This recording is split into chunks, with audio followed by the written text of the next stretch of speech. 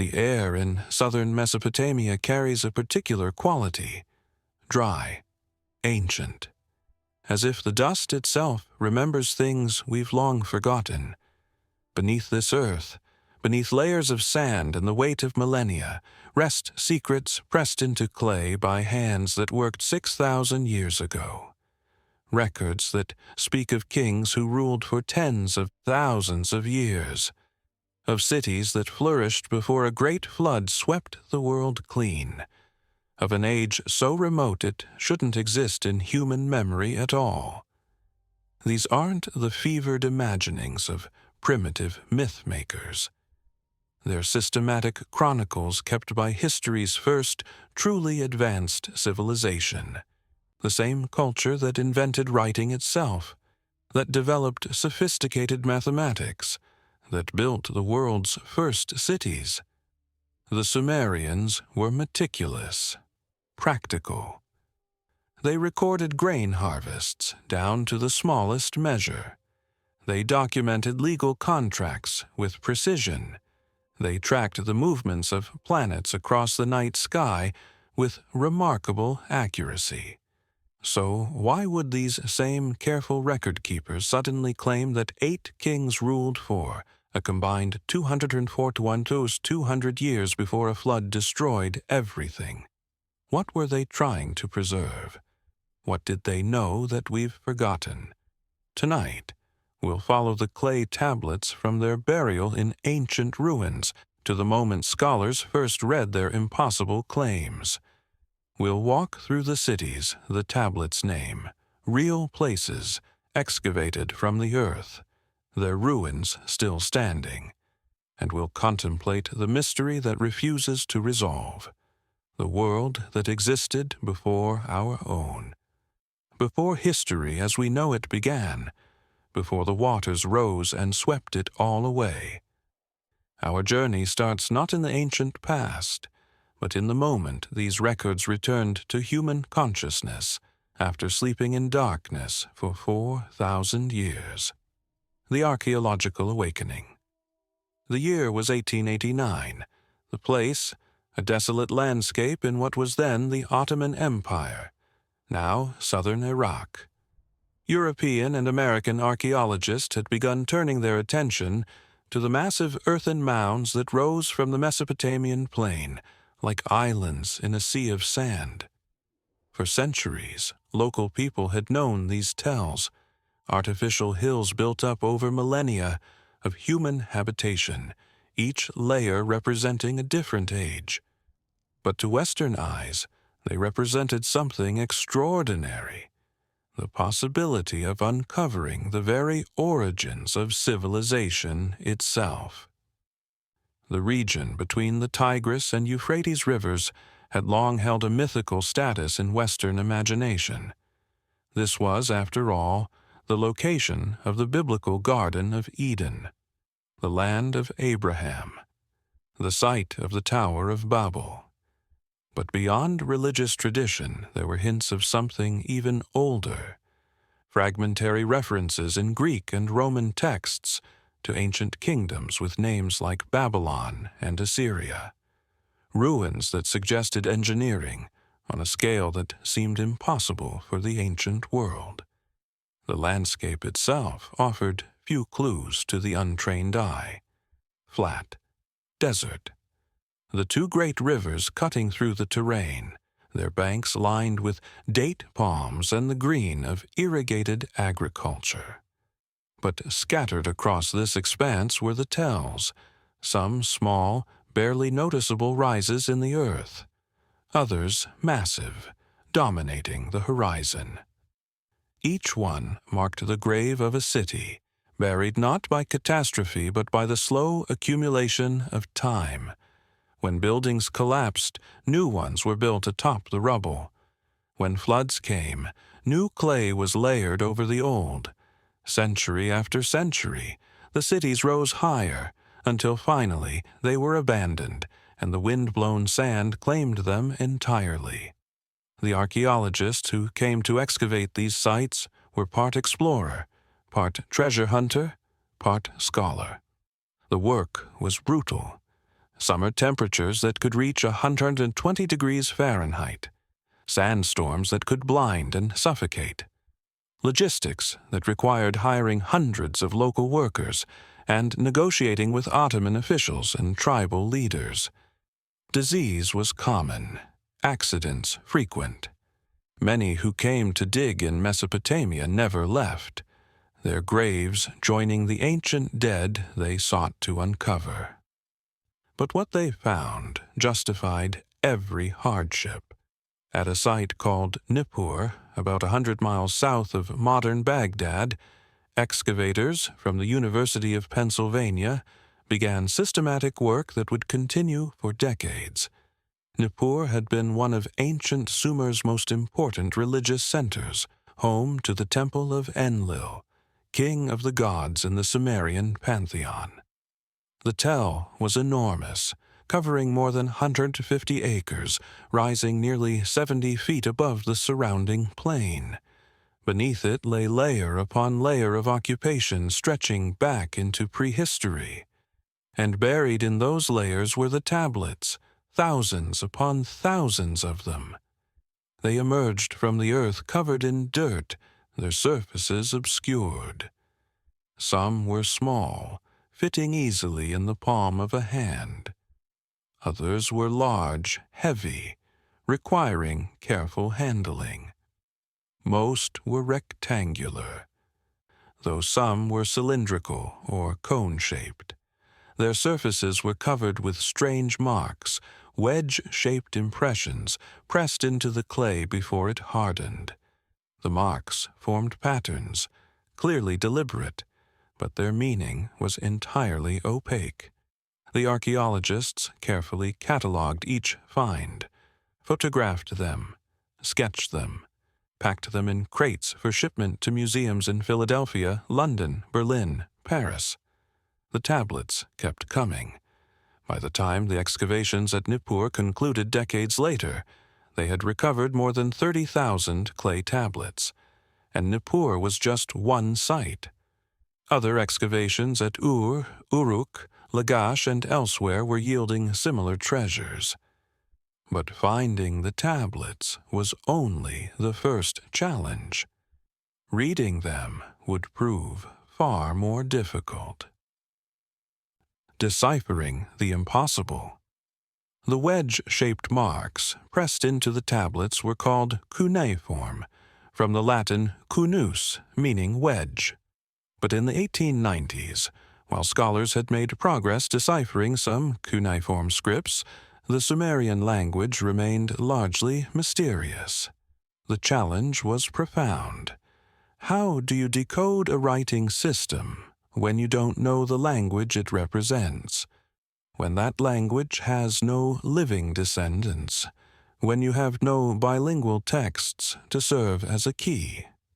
The breakthrough had begun earlier in the century with the work of Sir Henry Rawlinson, a British Army officer and diplomat who became obsessed with a massive rock inscription at Behistun in western Persia. The inscription, carved into a cliff face 300 feet above the ground, told the same story in 3 different languages: Old Persian, Elamite, and Babylonian. By starting with the Old Persian, which was partially understood, Rawlinson and other scholars gradually cracked the code of Babylonian cuneiform. But Babylonian was not the oldest language written in cuneiform. Beneath it lay Sumerian, older, stranger, unrelated to any known language family. While Babylonian was Semitic, related to Hebrew and Arabic, Sumerian stood alone. Its grammar was different, its vocabulary unique, and yet the Babylonians themselves had preserved Sumerian texts, creating dictionaries and grammar guides because Sumerian was to them what Latin was to medieval Europe, the language of learning, religion, and the deep past. Using these Babylonian aids, scholars began the painstaking work of learning Sumerian. It was detective work of the highest order. Take a tablet with Sumerian text. Find a Babylonian translation if you're lucky. Compare the two. Build a vocabulary list. Try to work out grammatical patterns. Test your understanding on new texts. Revise when they don't make sense. Slowly, incrementally, the language of humanity's first civilization began to speak again, and what it said was astonishing. The tablets contained every aspect of ancient life. There were accounting records tracking the movement of grain, cattle, textiles, temple inventories listing precious metals and offerings, legal documents recording contracts, sales, and court proceedings, student exercises where apprentice scribes practiced forming signs, letters between merchants negotiating trade deals, royal inscriptions boasting of military victories and building projects. But there was also literature, real literature. The Epic of Gilgamesh, a profound meditation on mortality, friendship, and the human condition, hymns to gods and goddesses, lamentations over destroyed cities, love poems, proverbs, myths explaining how the world came to be. The Sumerians, it became clear, were not primitive. They had created the world's first true urban civilization. Before the Egyptians built pyramids, before the Indus Valley culture flourished, before anything recognizable as advanced society existed anywhere else, the Sumerians had cities with tens of thousands of inhabitants. They had monumental architecture. They had schools and laws and literature. They had government bureaucracy and organized religion and long-distance trade. They had, in short, invented civilization itself. Their mathematical system was sophisticated, using a base 60 structure that gave us 60 seconds in a minute, 60 minutes in an hour, 360 degrees in a circle. They could solve complex algebraic problems. They understood geometry well enough to survey fields and design buildings. Their astronomy was remarkably advanced. They tracked the movements of Venus with precision, identified constellations, understood the relationship between lunar and solar cycles. Their engineering achievements were substantial. They built massive irrigation systems to control the unpredictable Tigris and Euphrates rivers, transforming a harsh landscape into agricultural abundance. They constructed ziggurats, stepped temple platforms that towered over their cities, some rising 7 stories high. They planned their cities with streets laid out in grid patterns, with neighborhoods for different crafts and social classes, with defensive walls and grand gates. Their legal system was codified and surprisingly equitable. The famous Code of Hammurabi that students learn about in school was actually built on earlier Sumerian legal traditions. The Sumerians had courts, judges, contracts, and property rights. They had established procedures for handling disputes over everything from land ownership to marriage dissolution. This was not a culture prone to wild fantasies or casual fabrications. These were serious, practical, systematic people who built a civilization that would last for over 2,000 years and influence every culture that came after them. The Babylonians, Assyrians, and Persians all saw themselves as inheritors of Sumerian tradition. Even after the Sumerian language ceased to be spoken, it continued to be studied as a language of wisdom and antiquity, which is what made certain tablets so profoundly puzzling. The King List emerges among the thousands of tablets excavated from Nippur and other Sumerian sites. One particular type drew special attention: king lists. The Sumerians, like many ancient cultures, were deeply concerned with establishing the legitimacy of their rulers. Kings claimed divine sanction for their rule, but they also grounded that claim in history. They were part of a lineage stretching back through time, and the Sumerians, characteristically, had written it all down. Several copies of the Sumerian King List were discovered at different sites, but the most complete version came to be known as the Weld-Blundell Prism, named after the collector who acquired it. This particular tablet, created around 2170 BCE during the Uruk period, is a four-sided clay prism, each side covered with columns of cuneiform text. It now resides in the Ashmolean Museum at Oxford University, catalogue number WB62. The prism's physical presence is striking. About 8 inches tall and 3.5 inches wide, it fits comfortably in 2 hands. The clay is a warm brown color, baked hard in an ancient kiln. The cuneiform signs are crisp and clear, pressed with care and expertise. Someone valued this text enough to create a permanent version, meant to endure.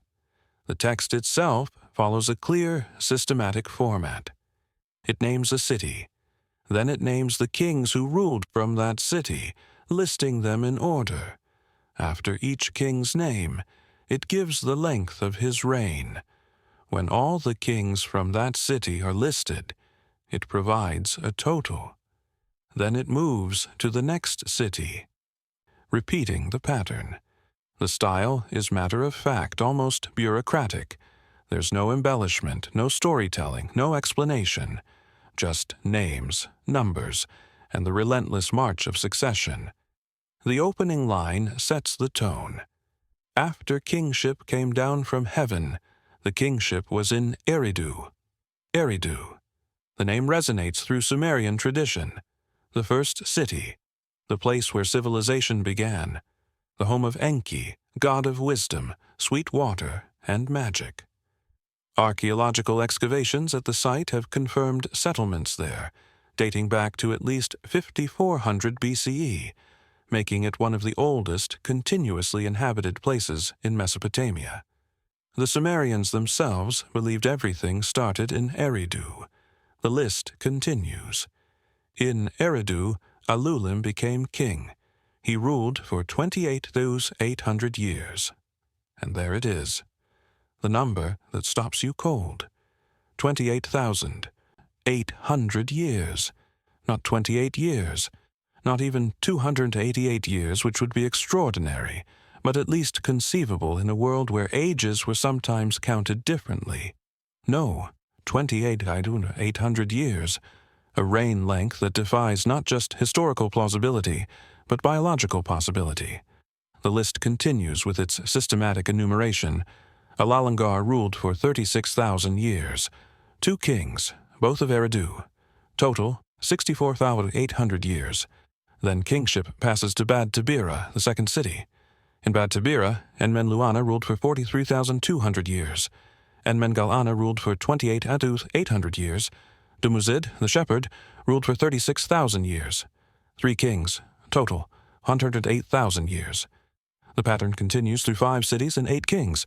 Eridu, 2 kings, 64,800 years. Bad Tabira, 3 kings, 108,000 years. Larak, 1 king, 28,800 years. Sippar, 1 king, 21,000 years. Shuruppak, 1 king, 18,600 years. Total, 8 kings, 5 cities, 241,200 years of kingship before the flood. And then comes the line that divides everything. Then the flood swept over. Just that. No elaboration, no description of the catastrophe. Simply the statement of fact. The flood happened. Everything before it was one world. Everything after it would be different. The text resumes, after the flood had swept over, and the kingship had descended from heaven, the kingship was in Kish. But now something has fundamentally changed. The kings who follow the flood still have impressively long reigns by modern standards, centuries rather than decades, but nothing like the antediluvian numbers. The first post-flood king, Gaur of Kish, ruled for 200 years, still extraordinary, but less than 5% of Alulim's reign. As the list progresses toward historical times, the reigns get progressively shorter and more plausible. By the time we reach kings whose existence can be verified through archaeological evidence, the reigns are measured in reasonable human lifetimes. When scholars first translated this text in the early 20th century, their reaction was dismissal. Obviously, they concluded, this was mythology, religious literature. The Sumerians were using these fantastical numbers to express something symbolic, perhaps astronomical cycles, perhaps numerological significance, perhaps simple storytelling, meant to establish the divine origin of kingship. The flood was the transition point between myth and history, between the age of gods and heroes and the age of actual human kings. This interpretation made sense. It fit with how other ancient cultures handled their distant past. The Egyptian king lists included pre-dynastic rulers with impossibly long reigns. The Bible's genealogies in Genesis listed patriarchs who lived 900 years. Classical Greek and Roman historians recorded legendary kings with century-long reigns before reaching historical figures. It was simply how the ancient world conceptualized deep time. The distant past was different, larger than life, operating under different rules than the present. Case closed, or so it seemed. But as more tablets were discovered and translated, the puzzle refused to resolve so neatly. Multiple copies of the King List were found, and they all told essentially the same story. This wasn't a single aberrant text or a unique scribal error. The tradition of the antediluvian kings was widespread and consistent. Different versions might vary in small details, but the basic framework remained constant. 8 kings, impossibly long reigns, 5 cities, then the flood, then a new dispensation of kingship with shortened reigns. More troubling still was the question of intention. The King List was clearly a historical document, not a mythological narrative. It was formatted like a chronicle, not like literature. It contained no dialogue, no moral lessons, no explanatory framework. It simply listed facts, king names, reign lengths, dynasty totals. The same matter-of-fact style characterized the entire text, from the antediluvian section through to historical times. There was no stylistic break, no change in tone or approach at the flood. The scribe treated all of it with the same systematic methodology.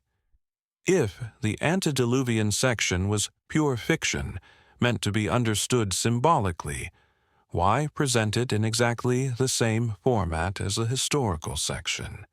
Why not distinguish it somehow, mark it as belonging to a different category of knowledge? And why these particular numbers? If they were symbolic, what did they symbolize? Scholars proposed various theories. Perhaps they were based on astronomical cycles, combinations of lunar months or solar years or planetary periods. Perhaps they reflected Sumerian numerological beliefs, since many of the numbers could be expressed as multiples of important, base 60 values. Perhaps they represented entire dynasties compressed into single legendary figures.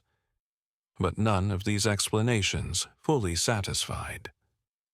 The numbers didn't correspond neatly to known astronomical cycles. While they could be expressed in base 60, so could any numbers in the Sumerian mathematical system. And if they represented dynasties, why not just list the individual kings as the post-flood section did? The mystery deepened rather than resolved. The numbers that don't fit. Let's look more carefully at those antediluvian reigns and see what patterns emerge.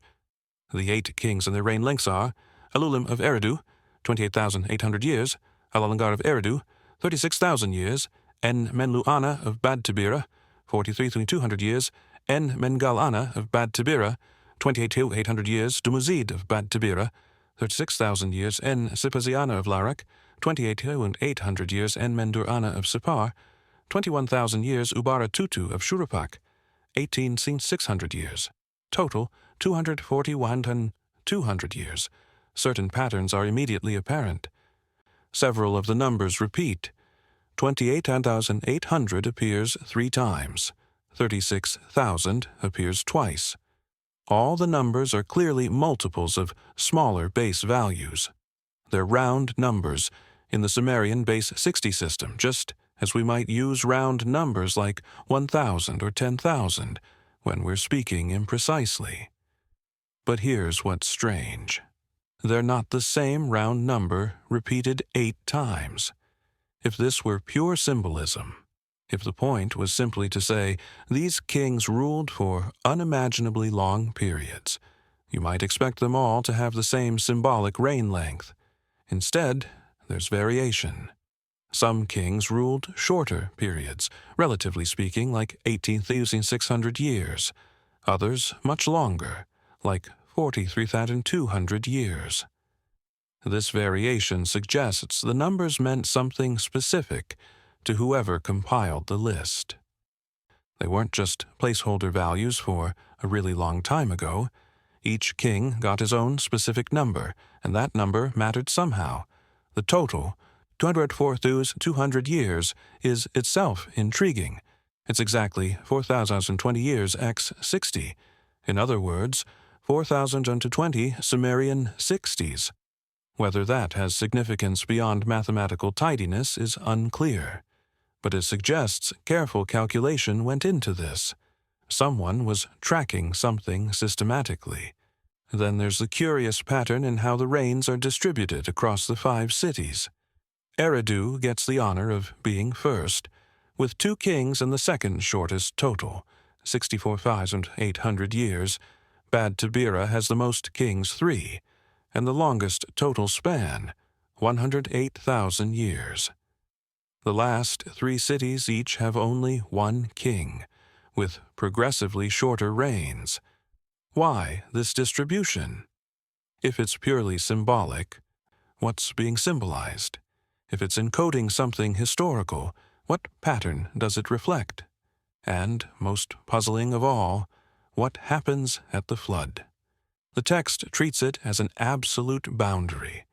Everything before is one system, one world, one way of measuring or conceiving kingship. Everything after is different. The post-flood kings still have impressive reigns by our standards. Gaur of Kish's 200 years would make him the longest-lived human by an order of magnitude. But it's nothing compared to what came before. As the king list progresses through the post-flood dynasties, reign lengths gradually normalize. The first dynasty of Kish lists 23 kings with reigns ranging from 200 years down to just 100 years. The first dynasty of Uruk includes kings with reigns of 200, 840, 1,560 years.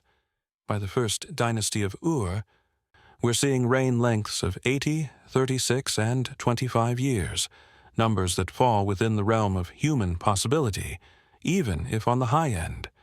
And eventually, we reach kings we can verify archaeologically. Their names appear on monuments and seals. Their building projects can be excavated. Their reigns can be cross-referenced with other historical records. By the time we reach the third dynasty of Ur, around 2100 BCE, we're in solidly historical territory. The king list has transitioned from whatever it was before, myth compressed history, symbolic time, into actual history that aligns with archaeological evidence. This progression from impossible to improbable to possible to verified suggests the King List was attempting to do what it appears to do: provide a complete chronology of kingship from the very beginning to the present. The compilers believed, or wanted their audience to believe, that kingship had indeed descended from heaven to Eridu an unimaginably long time ago, that there had been 8 kings before the flood, that the flood had interrupted the succession and necessitated kingship descending again from heaven, and that from that second beginning, human history had proceeded through various dynasties down to their own time. But that belief system leaves us with a profound question. What did the Sumerians think they were recording? Did they believe these numbers literally? Did they understand them as encoded information about something else? Did they inherit these traditions from an earlier source and preserve them without fully understanding their meaning? To approach these questions, we need to understand who the Sumerians actually were. Not just their myths or their kings, but the civilization itself, the culture that kept these records, the people who pressed these marks into wet clay and fired the tablets in their kilns so that we, 4,000 years later, might read what they wrote. Because they weren't primitive. They weren't gullible. They were, in many ways, the most sophisticated people who had yet lived on Earth, and that makes their insistence on these impossible numbers all the more mysterious. Section 2. The civilization that kept the records. To understand why the Sumerian King List poses such a profound puzzle, we must first understand the people who created it, not as distant, primitive ancestors fumbling toward civilization, but as they actually were: sophisticated, practical, and remarkably modern in their concerns. The Sumerians weren't mystics lost in religious fantasy. They were accountants and engineers, teachers and lawmakers, astronomers and poets. They built the world's first cities, invented writing to manage their complex economy, and established systems of thought that still shape how we organize reality itself. When we call them the world's first civilization, we're not speaking metaphorically. Before Sumer, humans lived in villages, tended crops, raised animals, created art. But the Sumerians invented something qualitatively different: urban life, with all its complications and possibilities. And they didn't stumble into it. They built it deliberately, systematically, with remarkable foresight. So when these same careful, practical people recorded that 8 kings ruled for 241,200 years before a flood, we can't simply dismiss it as primitive myth-making. We need to take seriously that they meant to preserve something important, even if we don't yet understand what that something was. The Sumerian achievement. The story begins around 4500 BCE, in the flat alluvial plain between 2 great rivers. The land between the waters, that's what Mesopotamia means. The Tigris and Euphrates, flowing down from the mountains of modern Turkey, carrying silt and fresh water to a landscape that would otherwise be desert. The rivers were unpredictable, flooding catastrophically some years, running low others, occasionally changing course entirely. But they also made the land extraordinarily fertile when properly managed. The first settlements in southern Mesopotamia were small farming communities. People grew barley and wheat, raised sheep and goats, lived in mud brick houses that looked much like village dwellings anywhere in the ancient Near East.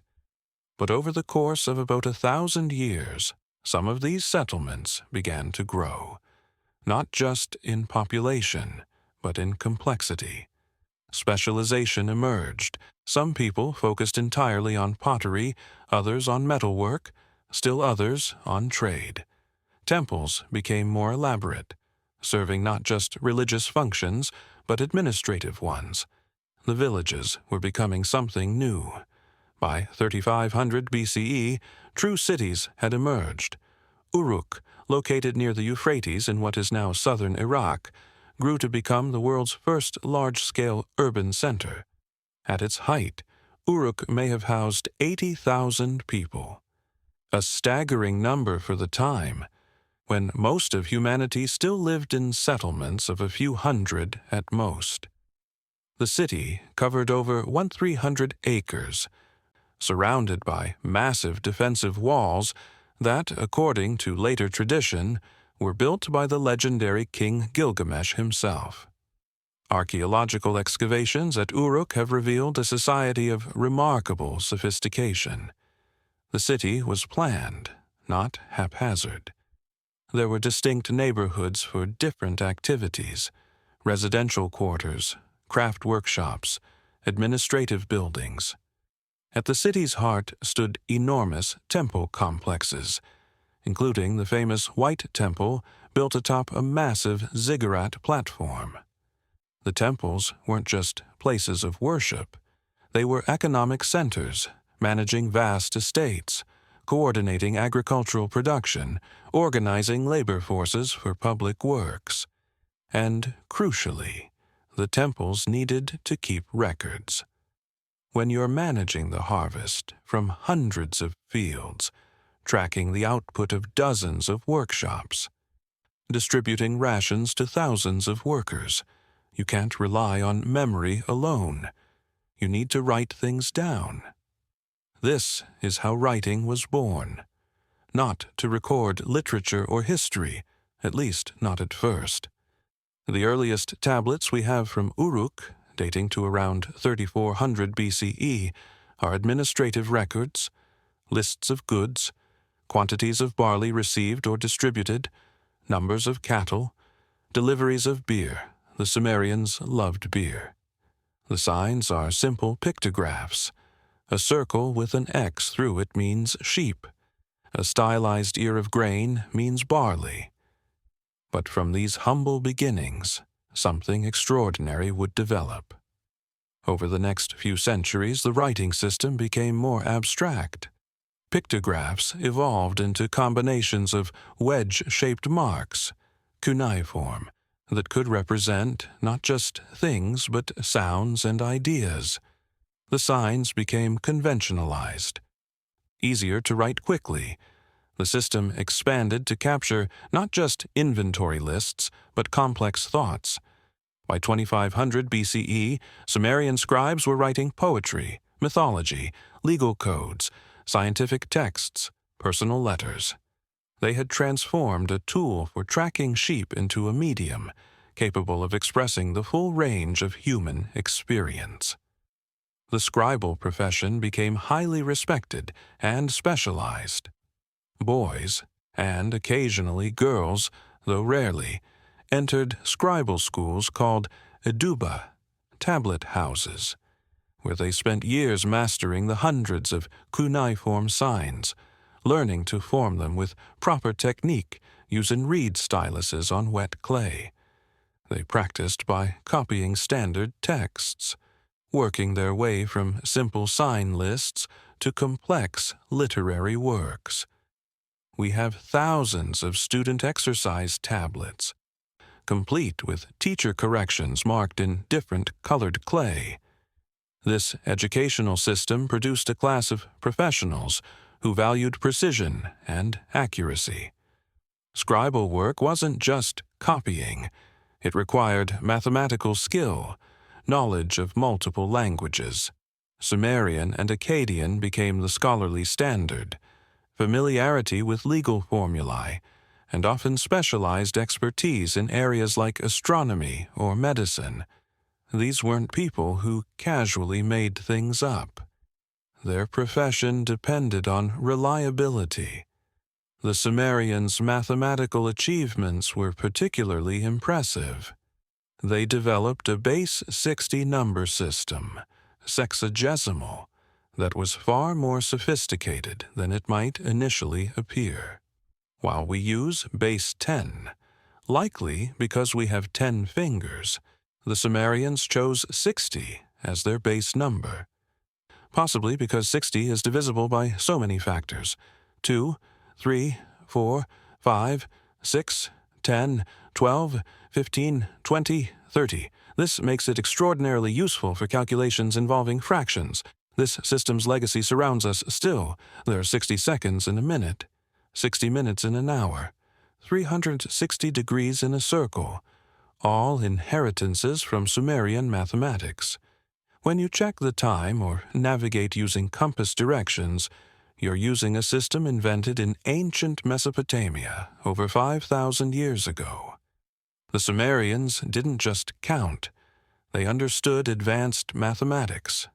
Clay tablets show they could solve complex algebraic equations, calculate areas and volumes, work with geometric progressions. They developed multiplication tables, reciprocal tables, and tables of square and cube roots. They could solve problems that wouldn't look out of place in a modern high school algebra class. One tablet presents a problem about how long it takes workers to dig a canal, given their daily rate of progress. A practical application of mathematics to engineering. Their astronomy was equally sophisticated. The Sumerians observed the night sky with care and precision, tracking the movements of planets and stars across years and decades. They identified the constellations we still recognize today. Many of our zodiac signs preserve Sumerian names and meanings. They understood that the wandering stars, planets, moved differently from the fixed stars, and they tracked these movements systematically.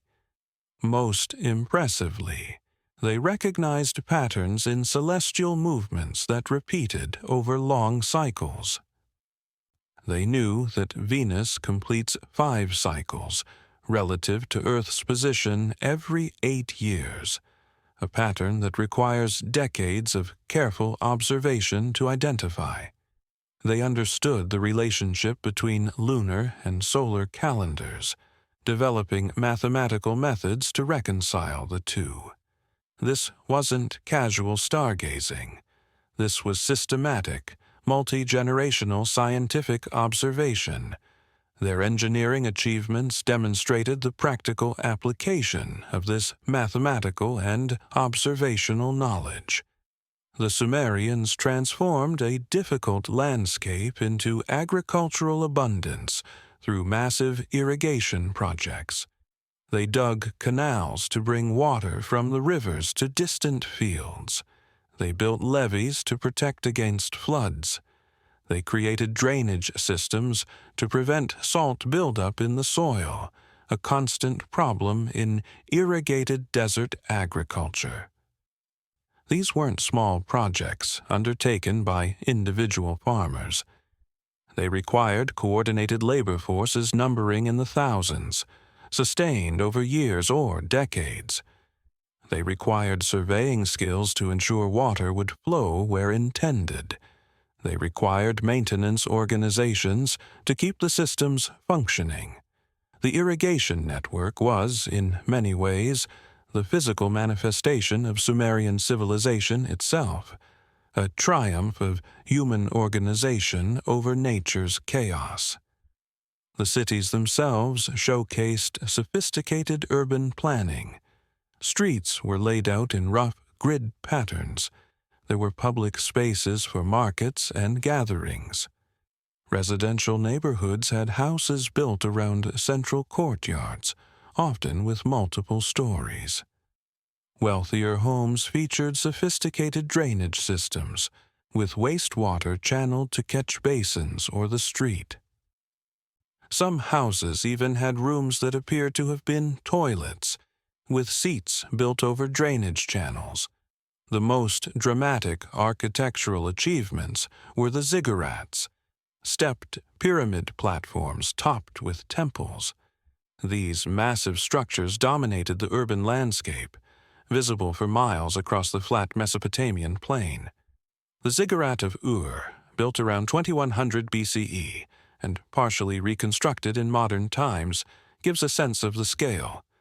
The base measured 210 feet by 150 feet, and the structure originally rose about 100 feet in 3 massive terraces. The topmost platform held the temple itself, where the city's patron god was believed to dwell. Building a ziggurat required millions of mud bricks, enormous quantities of bitumen, natural tar, for waterproofing, timber for scaffolding, and thousands of workers. The bricks weren't just piled randomly. They were laid with drainage systems built into the structure to channel away rainwater that might otherwise cause collapse. The outer walls were often decorated with colored fired bricks or cone mosaics, creating geometric patterns. These were sophisticated engineering projects that had to solve real structural challenges. The Sumerians also developed one of history's first complex legal systems. Long before Hammurabi's famous code, Sumerian cities operated under established laws governing property rights, contracts, marriage, inheritance, and criminal justice. We have thousands of legal documents, court records, contracts, property transfers. They show a society that took legal procedure seriously. Disputes were heard before judges or panels of elders. Evidence was presented. Witnesses testified. Contracts were written down and sealed, often with the seal impressions of witnesses to prevent forgery. Property boundaries were carefully surveyed and recorded. When property changed hands, the transaction was documented with precise descriptions and witnessed by community members. The laws themselves show surprising sophistication and even equity. Women in Sumer had legal rights uncommon in many later societies. They could own property, engage in business, bring lawsuits. Slaves had some legal protections and could, in some circumstances, purchase their freedom. The laws distinguished between intentional and accidental harm, between theft and borrowing. There were established rates of compensation for various injuries and damages. This wasn't a simple society. It was complex, bureaucratic, organized. It was a civilization of specialists, priests and administrators, scribes and surveyors, merchants and judges, craftsmen and laborers. It was a civilization that built institutions meant to endure, temples and palaces, irrigation systems and legal codes, schools and libraries. And crucially for our story, it was a civilization obsessed with record-keeping. The nature of Sumerian record-keeping. The clay tablet was the Sumerian solution to the universal human need to preserve information. Unlike papyrus or parchment or paper, which decay in moist conditions, clay tablets are remarkably durable. When dried in the sun, they become hard enough to survive for years. When baked in a kiln, they become virtually indestructible, resistant to water, fire, and the passage of millennia. This is why we have so many Sumerian texts, while most ancient documents have vanished entirely.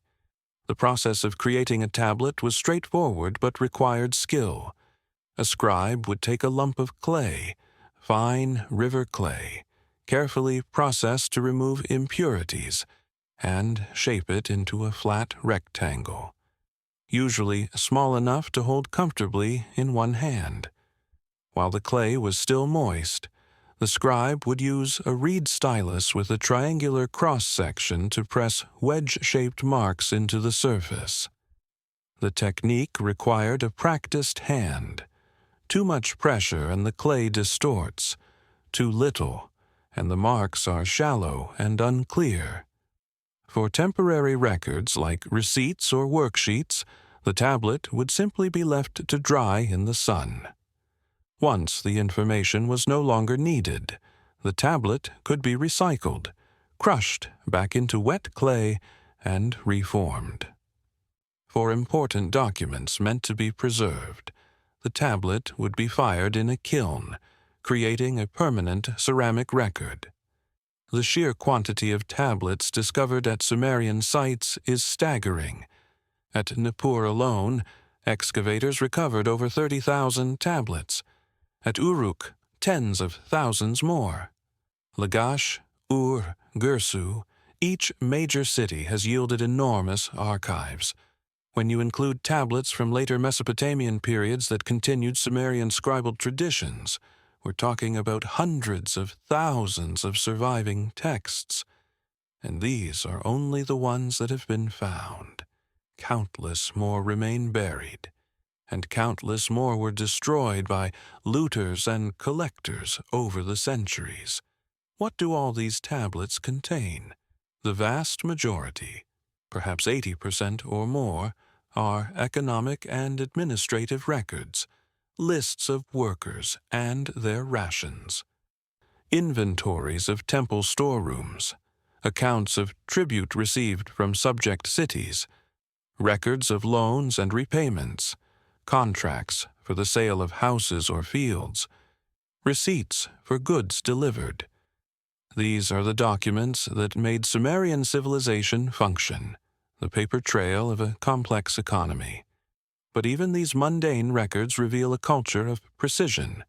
A typical receipt might specify 3 gur 2 bariga, 4 ban of barley, received from Ur-Nanshe the gardener, for the account of the temple of Inanna, in the month of Baragzagar, in the year when the king destroyed the city of Arawa. Every detail specified, quantity in standard measures, name of the person responsible, institutional recipient, date by month and year. Years were named after significant events, creating an informal chronology. Often, the tablet includes seal impressions of the individuals involved, serving as signatures to verify authenticity. This level of detail extends across thousands upon thousands of tablets. The economic texts from the Ur-III period, around 2100–2000 BCE, are so detailed and consistent that modern scholars can reconstruct the entire administration of the empire. How many workers were employed in various industries, how much they were paid, what goods were produced, where they were distributed. We can track individual workers across multiple documents, seeing their monthly rations, their work assignments, even their promotions or demotions. The educational texts are equally revealing. Student exercises show apprentice scribes practicing their signs, copying literary works, solving mathematics problems. Some tablets have teacher corrections marked on them. Others show the same text, copied multiple times, with the student's skill improving across repetitions. We even have report cards of a sort, lists of students with their ranking in the class. These student texts often copied standardized works used throughout Mesopotamian scribal education. One popular text was a list of trees and plants, arranged systematically.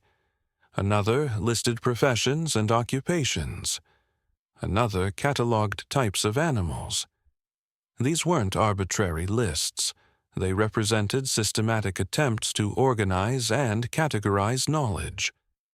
The Sumerians were creating taxonomies, ways of structuring information that anticipated modern scientific classification. The legal documents show a similar concern for precision and detail.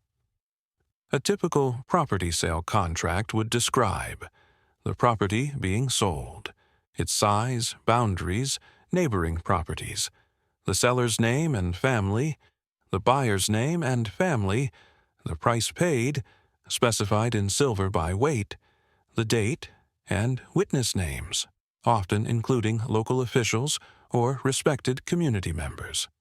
Many such documents conclude with a clause like, "The money is paid in full. The field is sold and delivered. No one shall raise a claim." This formula served to prevent future disputes. The transaction was complete, irreversible, legally binding.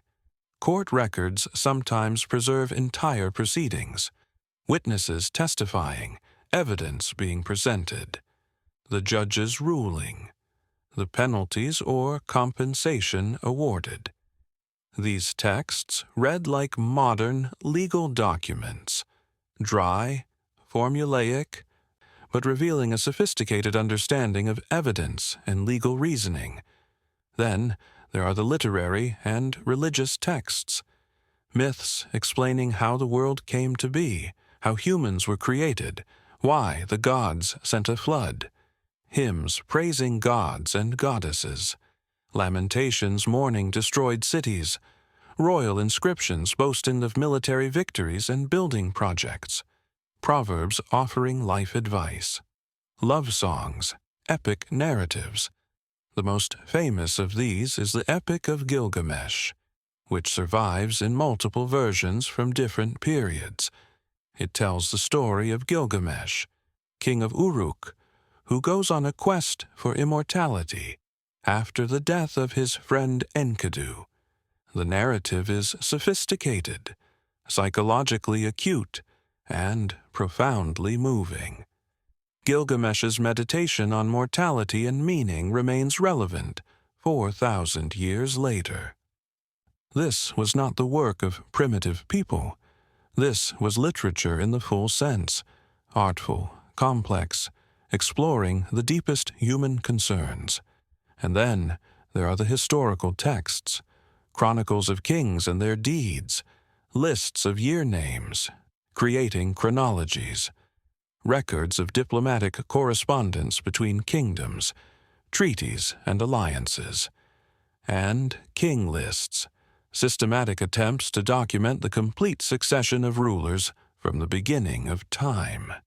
Throughout all these different types of texts, certain qualities remain constant: precision, systematization, a concern for accurate record-keeping, an understanding that documents create accountability and preserve memory across generations. This is what makes the Sumerian King List so puzzling. It's presented in exactly the same style as demonstrably historical king lists from later periods. It uses the same formulaic structure. It's treated by the scribes who copied it as a historical document, not as mythology or literature. Multiple copies survive, showing it was an important text worth preserving. But it contains those impossible numbers: 8 kings ruling 241,200 years, and the scribes who copied it were the same professionals who kept precise economic records, who calculated complex mathematical problems, who tracked astronomical cycles over decades. They weren't prone to wild exaggeration or careless errors. So what were they recording? What did they think those numbers meant? To explore that question, we need to look at the cities and kings mentioned in the antediluvian section. Because here's the remarkable thing: those cities were real. We've excavated them. They existed. Some of them are among the oldest urban sites in the world. The question isn't whether the King List describes fantasy places. The question is what actually happened in those very real cities before the flood swept over. The pre-flood cities. The first city named in the King List is Eridu, and its placement there is profoundly significant. Eridu wasn't just another Sumerian city. It was the first city, the place where civilization itself began, the sacred origin point of all human culture. At least, that's what the Sumerians believed, and remarkably, archaeology supports their tradition. The ruins of Eridu lie in southern Iraq, about 12 miles southwest of Ur, in a landscape that today is desert, but was once green and fertile, crisscrossed by channels from the Euphrates. When archaeologists began excavating the site in the 1940s, they uncovered evidence of occupation stretching back to around 5400 BCE, making it one of the very oldest permanent settlements in Mesopotamia, possibly the oldest. The excavations revealed something remarkable: a sequence of temples built one atop another over thousands of years. The earliest structure was a small shrine, barely 12 feet square, with an offering table and a niche for a cult statue. Over the centuries, this shrine was repeatedly rebuilt, each new version slightly larger and more elaborate than the last. By the time of the classic Sumerian period, the temple had become a massive structure built on an artificial platform, dominating the city. This continuity is striking. For over 3,000 years, people at Eridu maintained the same sacred space, rebuilding in the same location, keeping the tradition alive across countless generations. The dedication speaks to Eridu's special status. This wasn't just a temple. It was the temple, the original dwelling place of Enki, the god of sweet water and wisdom, who had brought civilization to humanity. Enki was particularly associated with the Apsu, the subterranean freshwater ocean that the Sumerians believed existed beneath the earth. Sweet water, groundwater, and river water, as opposed to the salt water of the sea, was sacred because it made life possible in a desert landscape. Enki, dwelling in the Hapsu beneath Eridu, controlled this life-giving resource. He was the god of wisdom, magic, crafts, and mischief, a complex figure who helped humanity more often than not, even when it meant defying other gods. In Sumerian tradition, Enki was the one who warned humanity about the coming flood, instructing the hero Ziusudra to build a boat and save himself and the animals. This places Eridu at the very center of the flood story, the city of the god who preserved humanity through the catastrophe. Archaeological evidence shows that Eridu did experience flooding repeatedly. In some levels of excavation, thick layers of water-deposited silt separate earlier occupation layers from later ones. This isn't surprising. The city was built on the floodplain of the Euphrates, and ancient Mesopotamian rivers were notoriously unpredictable, flooding catastrophically when snow in the distant mountains melted faster than expected, or when storms sent water levels surging. But was there one particular flood that was so catastrophic it became the flood in cultural memory?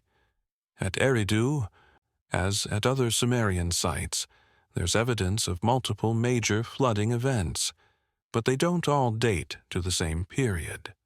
The idea of a single universal flood that destroyed all pre-existing civilization isn't supported by a clear archaeological signature. Instead, we see various destructive floods at different times at different sites, which makes sense for a region where flooding was a constant threat. Still, Eridu's status as the first city is archaeologically confirmed. It was one of the earliest permanent settlements in southern Mesopotamia, and it maintained religious importance throughout Sumerian history. The King List's placement of Eridu first, as the seat of the first kingship, reflects genuine historical tradition. The second city in the King List is Bad Tibira, and its name offers tantalizing hints about its character. The name means fortress of the metalworkers, or wall of the metalworkers.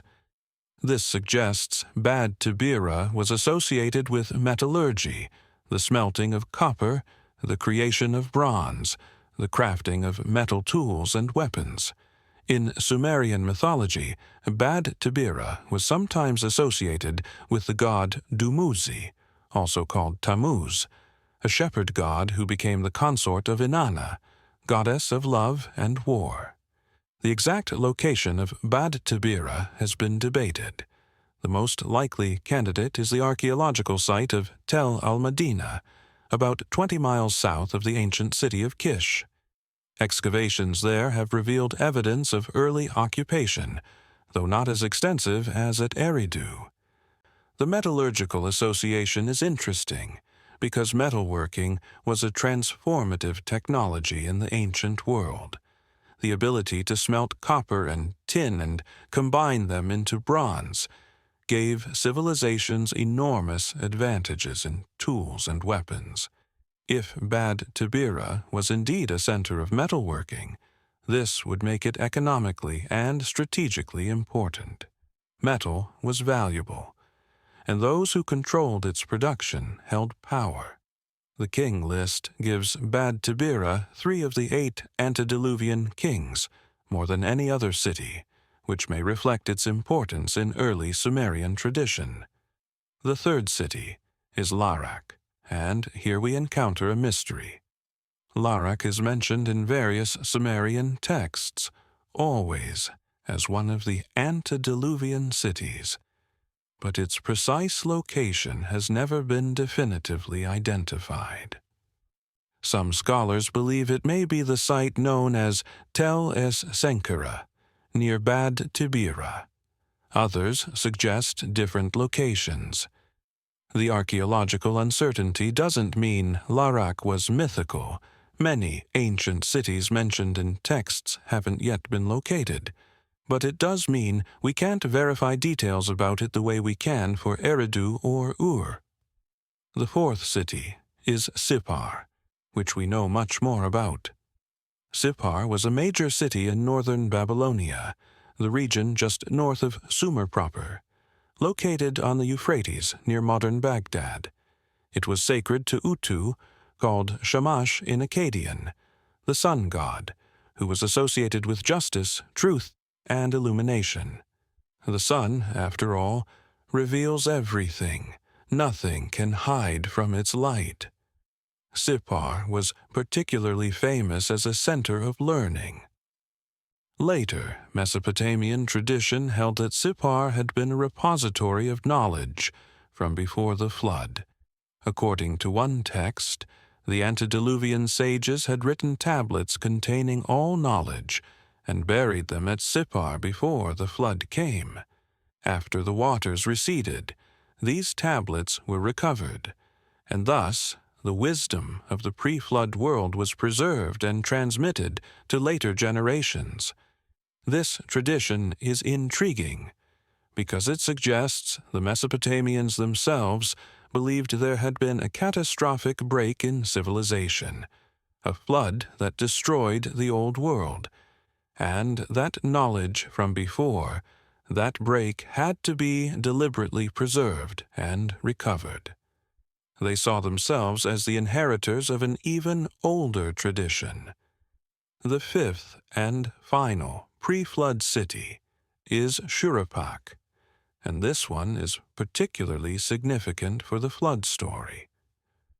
Shuruppak was the home of Ziusudra, also called Utnapishtim in Akkadian versions, the Sumerian Noah, the man whom Enki warned about the coming flood, who built a boat and saved humanity and the animals from destruction.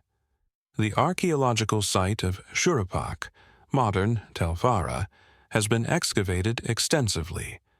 It shows continuous occupation from around 3500 BCE through the early dynastic period. And, intriguingly, excavations at Uruk did reveal a significant flood layer, a thick deposit of water-laid sediment separating earlier occupation levels from later ones. This flood has been dated to approximately 2900 BCE, near the end of the Uruk period. Was this the flood? The one that entered cultural memory so powerfully it became the flood, the great catastrophe that divided the old world from the new. It's possible. A devastating flood at Uruk, combined with flooding events at other cities around the same general period, could have created the impression of a universal catastrophe. For people living in these cities, their world would have been destroyed, even if other regions were unaffected. But here's the challenge. 2900 BCE is well within historical times. By then, Sumerian civilization was already well established. Cities had been functioning for centuries. Writing had been invented.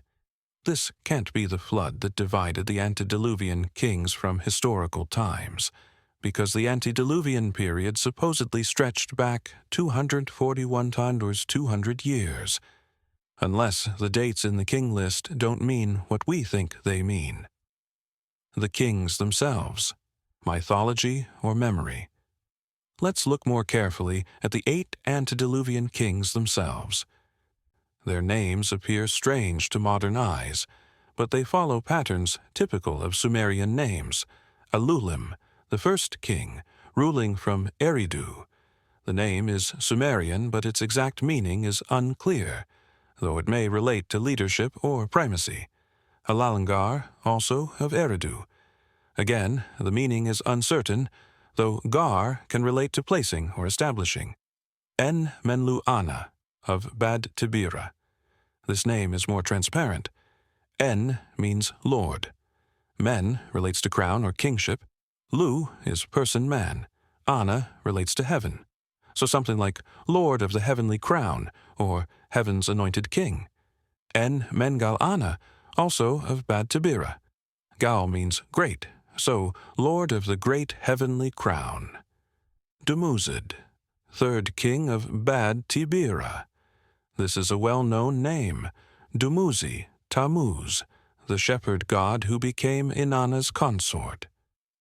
The name appears in later mythology and religious practice, where Dumuzi represents vegetation that dies and is reborn, symbolizing agricultural cycles. En-Sipa Ziana, king of Larak. Sipa means shepherd, Zai relates to life or spirit, Lord Shepherd of Heaven, or Heavenly Life Shepherd. En-Mendur-Ana, king of Sippar. Dur can mean bond or dwelling. The name might mean Lord of the Heavenly Bond, or similar. Ubara-Tutu, king of Shuruppak, father of Ziusudra the flood hero. The name's meaning is less clear, but Tutu might relate to birth or generation. Several things stand out about these names. First, many contain the element Ana or An, relating to heaven or the sky. This isn't unusual in Sumerian. Kingship was believed to come from heaven, so kings often had theophoric names incorporating divine elements. But the concentration here is notable. Second, several names incorporate En, meaning Lord or priest.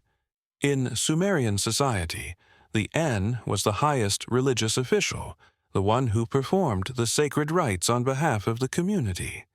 Kings often held this title along with their temporal power. Third, the names don't sound wildly different from historical Sumerian names. We have archaeological evidence of later kings named En-Metena, Ur-Nanshe, Gudea, names built from similar elements. If these antediluvian names were purely mythological inventions, we might expect them to sound more exotic or fantastical. Instead, they follow normal Sumerian naming patterns. This suggests the names at least come from genuine tradition. Whether they represent actual individuals or legendary composites or symbolic figures, they were preserved in a form consistent with Sumerian linguistic and cultural patterns. Now, the reign lengths. These are where everything breaks down if we interpret them literally. 28,800 years appearing 3 times, 36,000 years appearing twice, 43,200 years, 21,000 years, 18,600 years. Scholars have proposed numerous explanations for these numbers. Theory 1. Astronomical cycles. Perhaps the numbers encode astronomical information. The Sumerians were sophisticated astronomers, and many of these numbers can be related to celestial cycles. For example, 28,800 is 480 x 60, or 8 times a 60-year cycle. 36,000 is exactly 600 x 60, or 10 times a 60-year cycle. 43,200 is 720 x 60, or 12 times a 60-year cycle. In base 60 mathematics, these are round numbers. They're clean multiples of important base values. And if the Sumerians conceived of kingship as connected to celestial cycles, the precession of the equinoxes, planetary cycles, long-term astronomical patterns, these numbers might represent something like heavenly years rather than earthly ones. The problem with this theory is that it doesn't explain why the pattern changes after the flood. If we're encoding astronomy, why would post-flood kings suddenly get different kinds of numbers? Theory 2. Different units of time. Maybe the antediluvian section is counting something other than solar years, perhaps lunar months or seasons or some other time unit. If we convert 28,800 years to lunar months and then back to solar years, we get still impossibly long. Even if we try various other conversions, the numbers remain far too large. A variant of this theory suggests possible scribal errors in base 60 mathematics. Perhaps the original numbers were smaller and got multiplied by 60 or 3600 during copying. But this requires assuming systematic errors across multiple copies, and the numbers we have don't show the kind of patterns you'd expect from multiplication mistakes. Theory 3. Dynastic lengths. Perhaps each king represents an entire dynasty, and the reign length is actually the total duration that dynasty ruled. So, Alulim ruled 28,800 years really means the Alulim dynasty ruled for 28,800 years, or possibly various Alulim-named kings ruled over this period. This makes the numbers more conceptually plausible. It's easier to imagine a royal line lasting thousands of years than a single individual. And we know from other cultures that king lists sometimes compress multiple rulers into single legendary figures. But if this were the case, why not just list the individual kings, as the post-flood section does? The Sumerians certainly knew how to create detailed king lists.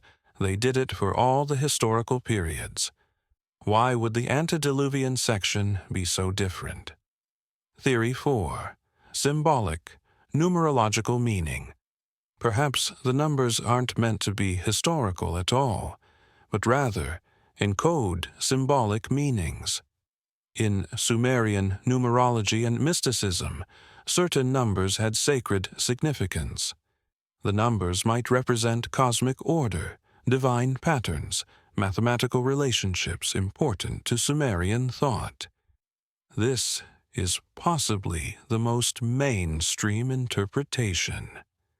The antediluvian section is mythology, expressing through these large numbers the idea that the distant past was different in kind from the present, that the origins of kingship lay in a sacred time outside normal historical reckoning.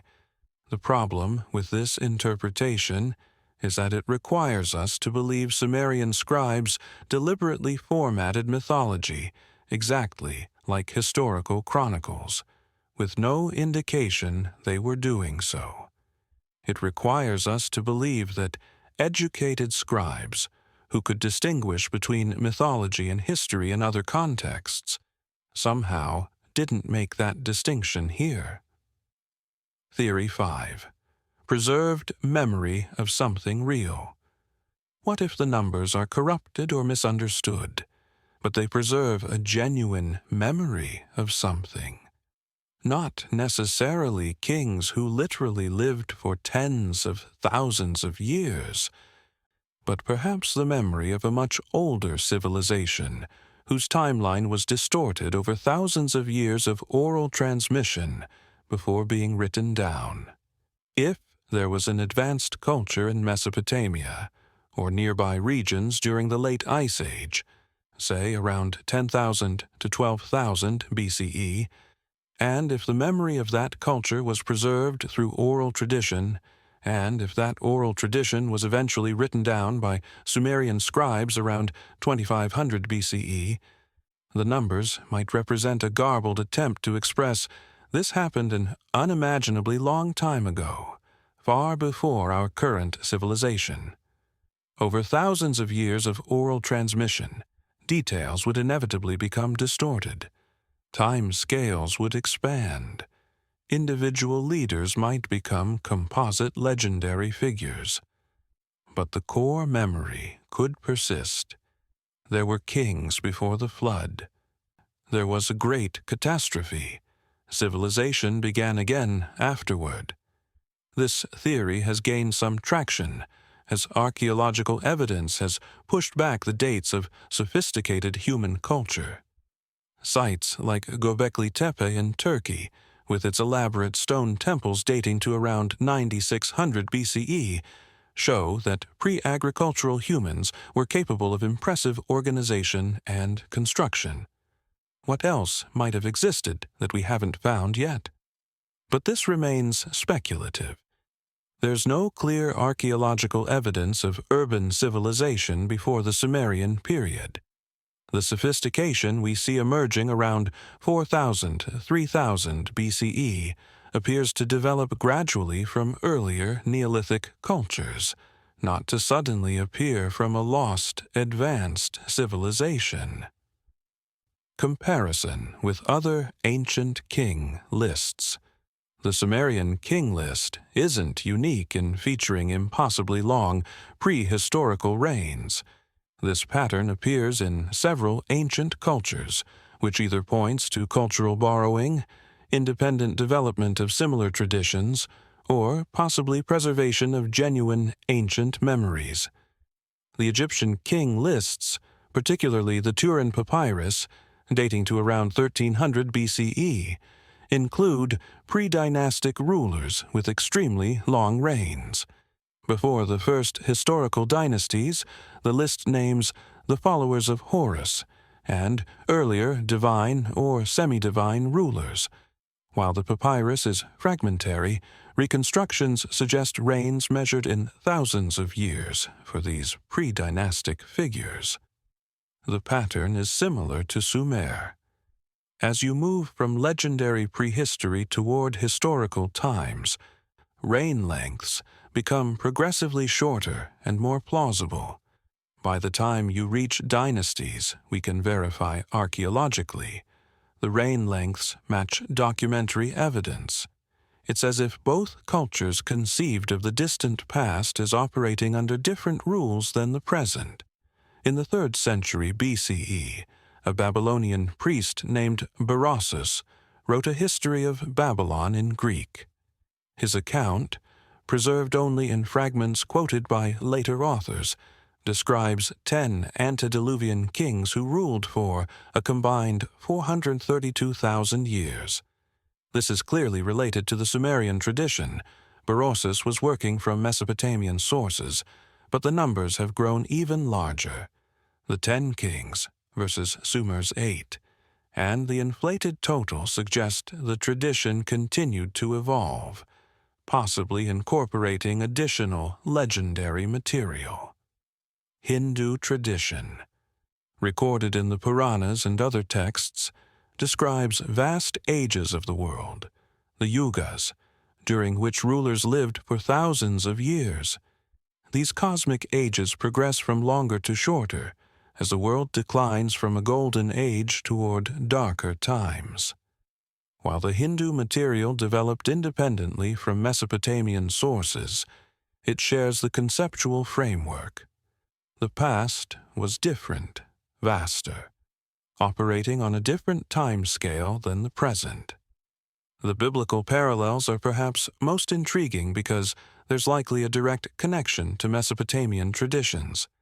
Genesis chapters 5 and 11 list the patriarchs from Adam to Noah, and then from Noah to Abraham, giving their ages at death.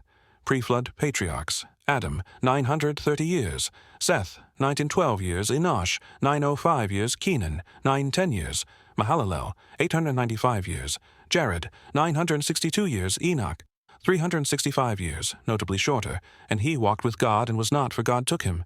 Methuselah, 969 years, the longest. Lamech, 777 years. Noah, 950 years after the flood, lifespans progressively decline. Shem, 600 years. Arpachshad, 438 years. Shelah, 433 years. Eber, 464 years. Peleg, 239 years. Reu, 239 years. Serug, 230 years. Nahor, 148 years. Terah, 205 years. Abraham, 175 years. Isaac, 180 years. Jacob, 147 years. The pattern is identical to the Sumerian King List. Extremely long lifespans before the flood, progressive shortening afterward, eventual arrival at more historically plausible ages. The Genesis account even has the flood as the dividing point, just like the King List. Given the many parallels between Genesis and Mesopotamian myths, the flood story, the Garden of Eden, the Tower of Babel, it's clear the biblical authors were working with Mesopotamian material, likely transmitted through the period when the Hebrew elite were exiled in Babylon, 6th century BCE. They would have encountered Mesopotamian traditions directly and incorporated them into their own sacred history. But here's what's interesting. The biblical ages, while extraordinary by our standards, are vastly shorter than the Sumerian numbers. Methuselah's 969 years is a tenth of Elulim's 28,800 years, and a hundredth of Enmen-Luana's 43,200 years. This could suggest the biblical authors were modifying the Mesopotamian tradition, scaling down the numbers to something more conceivable, while preserving the basic pattern. Or it could suggest both traditions derive from an even older source, and each has modified the numbers in different ways over time. This global pattern, ancient past with extraordinary lifespans or reign lengths, flood or catastrophe marking a boundary, progressive normalization toward the present, appears too often to be pure coincidence. Something is being expressed here, but what? Is it pure mythology, expressing the universal human sense that the past was different, grander, more connected to the divine?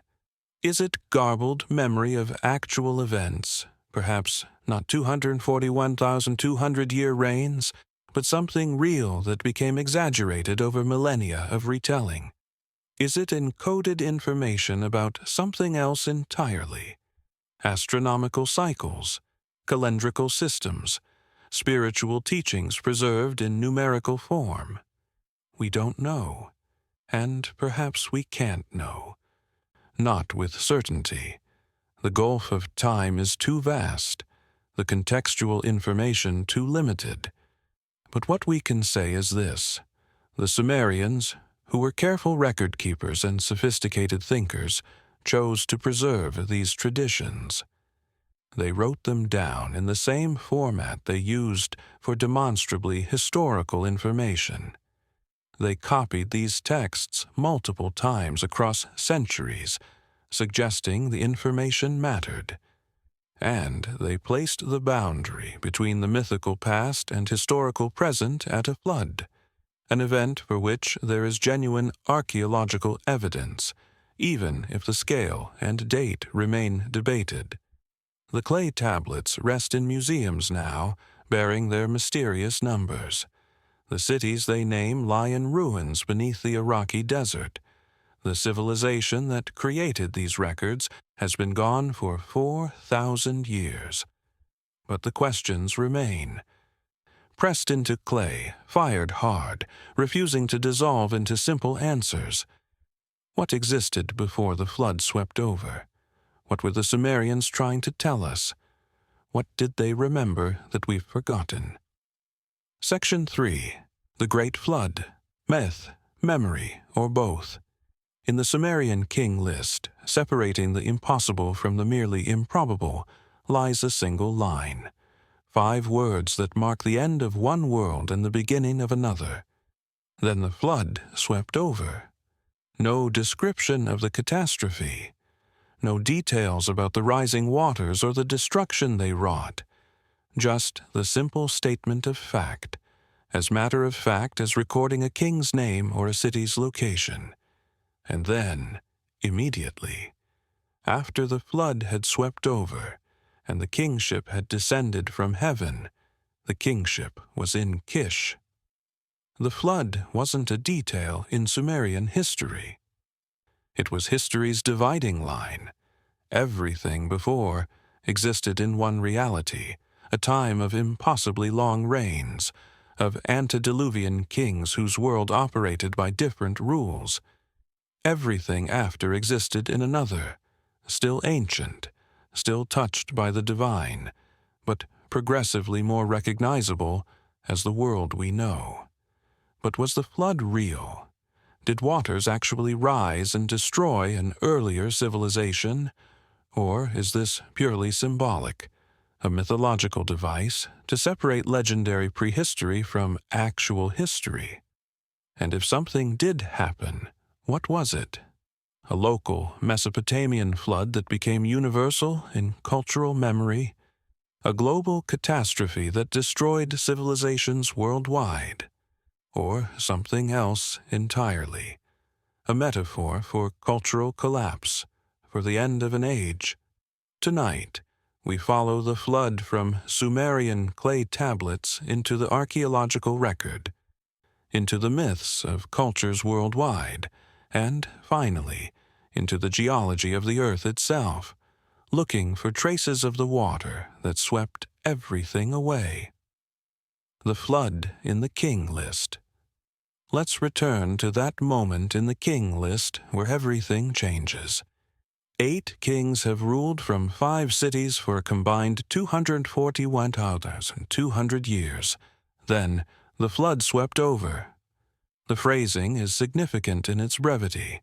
The Sumerians had words to describe catastrophe in vivid detail. We know this from other texts. The lament for Uruk, written after that city's destruction around 2000 BCE, describes in heartbreaking detail the city's fall, people fleeing, temples burning, corpses in the streets, survivors wandering in shock.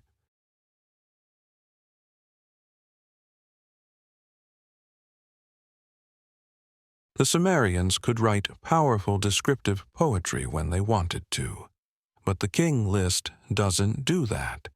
It states the flood as simple fact, requiring no elaboration. This suggests the flood was so well known, so deeply embedded in cultural consciousness, that no explanation was needed. Everyone knew what the flood meant.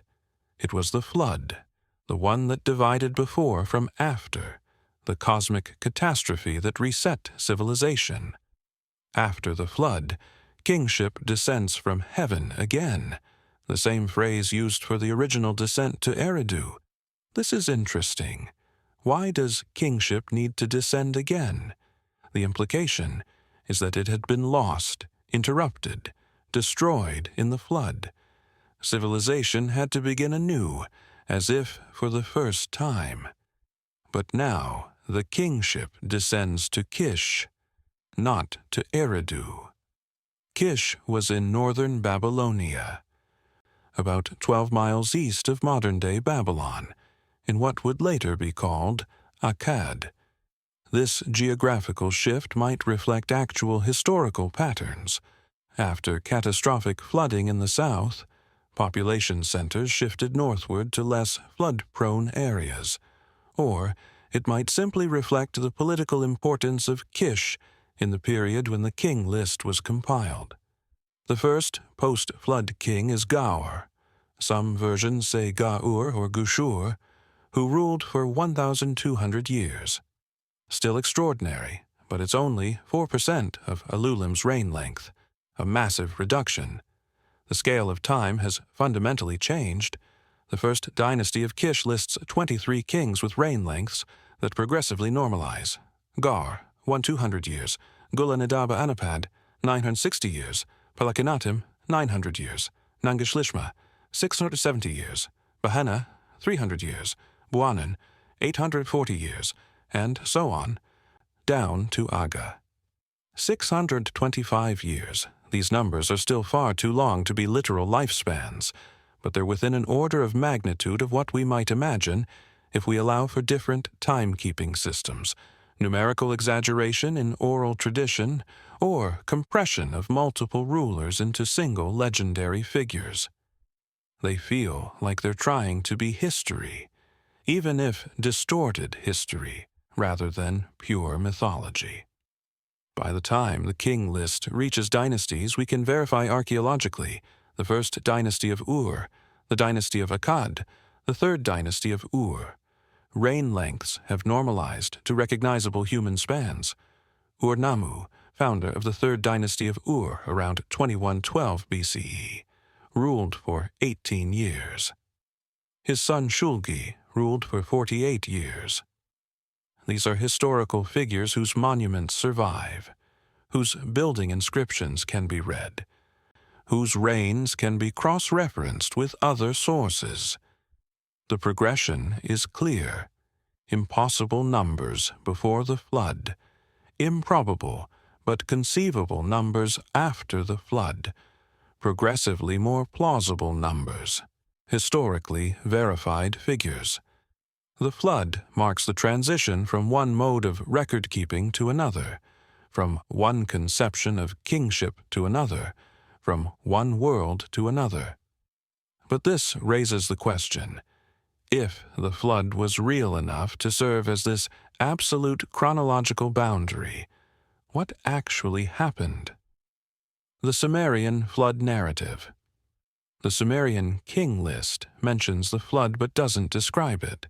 For that, we must turn to other Sumerian texts, particularly the Eridu Genesis, also called the Sumerian flood story, which is the oldest written account of the deluge we possess.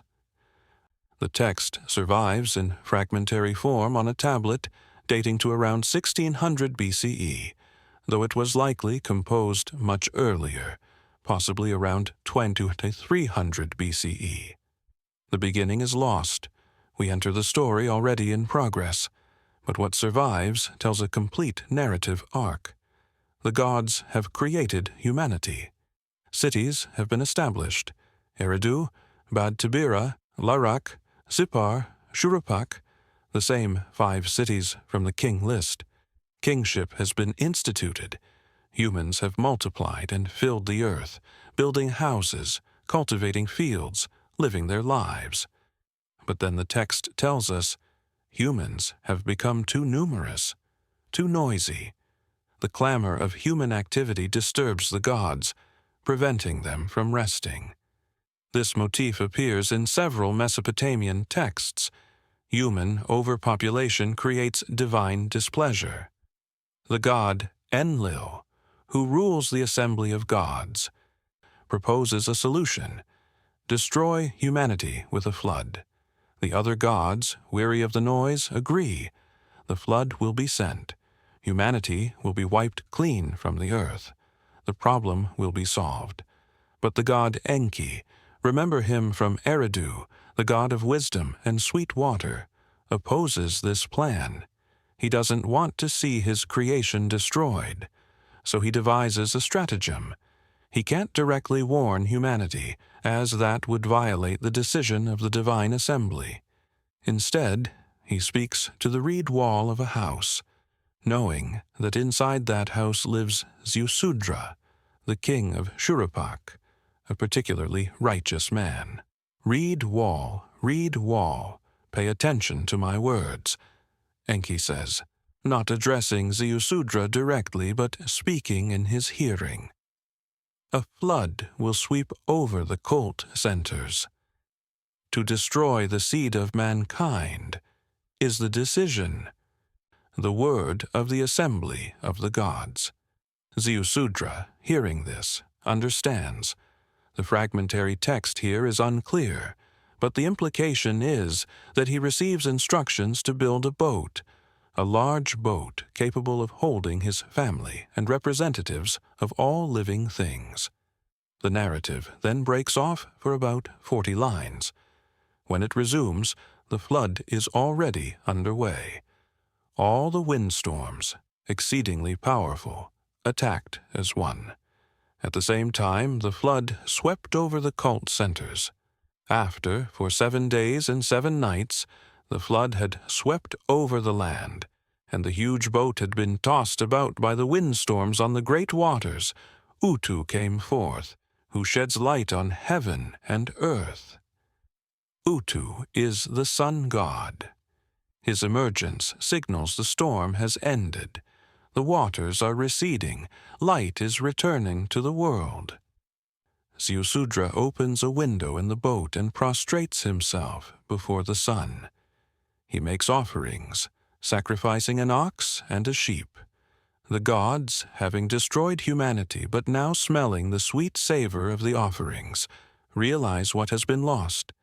They're moved by Ziusudra's faithfulness. The text describes their response. Ziusudra, the king, prostrated himself before An and Enlil. An and Enlil cherished Ziusudra. Life like a god they gave him.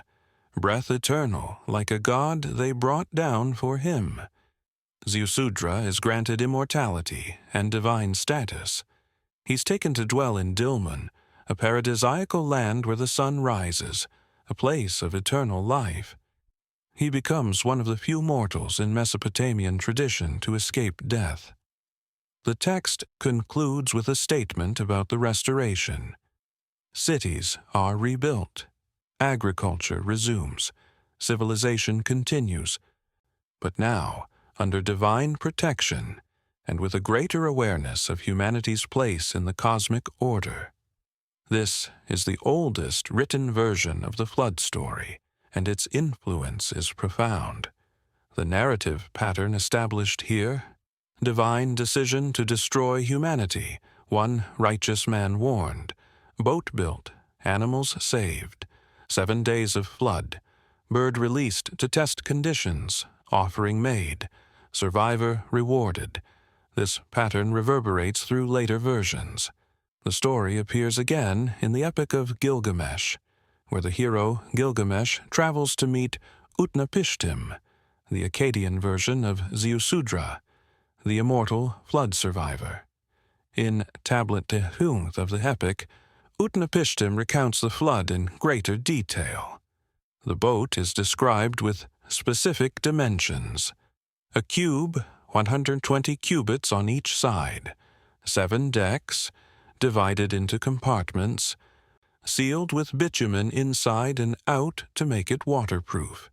He brings aboard his family, craftsmen, to preserve human knowledge, all his silver and gold, and representatives of all living creatures. The flood in Gilgamesh is more dramatically described than in the Sumerian version. The storm is unleashed with apocalyptic fury. The gods themselves are terrified by what they've done. They cower like dogs against the outermost wall of heaven, watching the destruction below. Even Ishtar, who had advocated for the flood, regrets her decision and wails like a woman in childbirth.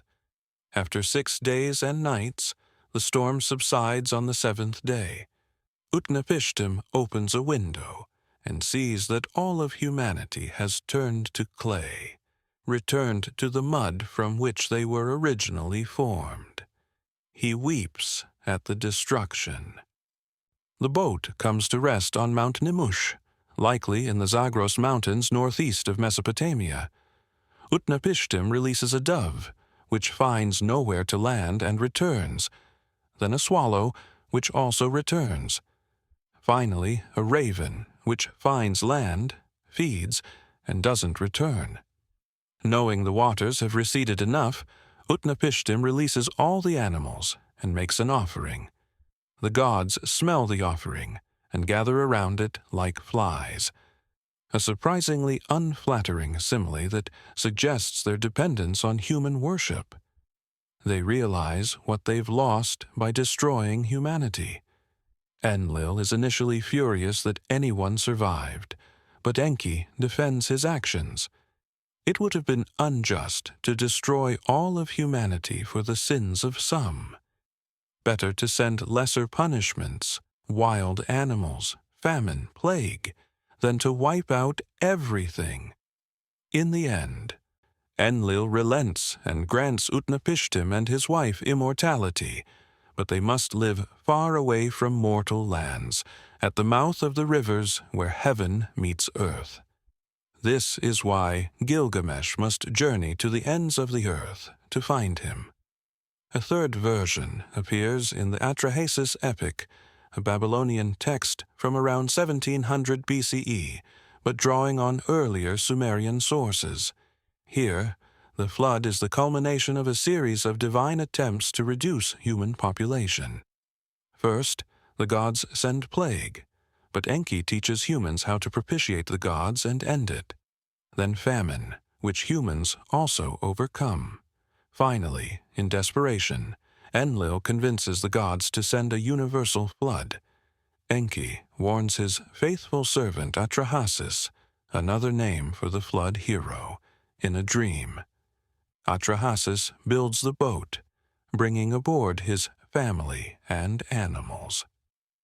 The flood comes with devastating force. For 7 days and nights the storm rages. Atrahasis's boat survives. When the waters recede, he makes an offering, and the gods, starving, as they've had no human offerings during the flood, gather around gratefully. The goddess Nintu, Mami, the birth goddess who created humanity, is particularly grief-stricken. She vows never to forget this catastrophe, creating a lapis lazuli necklace as a memorial, swearing that whenever she sees it, she will remember what happened and ensure such destruction never occurs again. The epic concludes with a compromise. Humanity will continue, but measures will be taken to prevent overpopulation. There will be women who don't bear children, demons who snatch infants, and natural death to limit lifespans. This ensures humanity never again becomes so numerous as to disturb the gods' peace. All 3 versions, Eridu Genesis, Gilgamesh, Atrahasis, share the same essential narrative: a flood sent by the gods, one man warned, a boat built, animals saved, 7 days of storm, waters recede, offering made, survivor rewarded. The details vary, but the core story remains constant across centuries in different languages, Sumerian and Akkadian. This consistency suggests we're dealing with a deeply rooted cultural memory, not a casual invention. Something about the flood story resonated so powerfully in Mesopotamian consciousness that it was told and retold, written and rewritten, for thousands of years. Why? Was it because floods were a constant, terrifying reality in Mesopotamia? The Tigris and Euphrates flooded unpredictably, sometimes catastrophically. anyone living there would have direct experience with flood's destructive power. Perhaps the myth simply universalized a common experience. Or was it because one particular flood was so catastrophic it entered collective memory as the flood, the event against which all other disasters were measured? A flood so devastating that everything before it seemed like a different world, a different age. To explore these questions, we need to leave the tablets and turn to the earth itself. What does archaeology tell us about flooding in ancient Mesopotamia? Archaeological evidence for real flooding.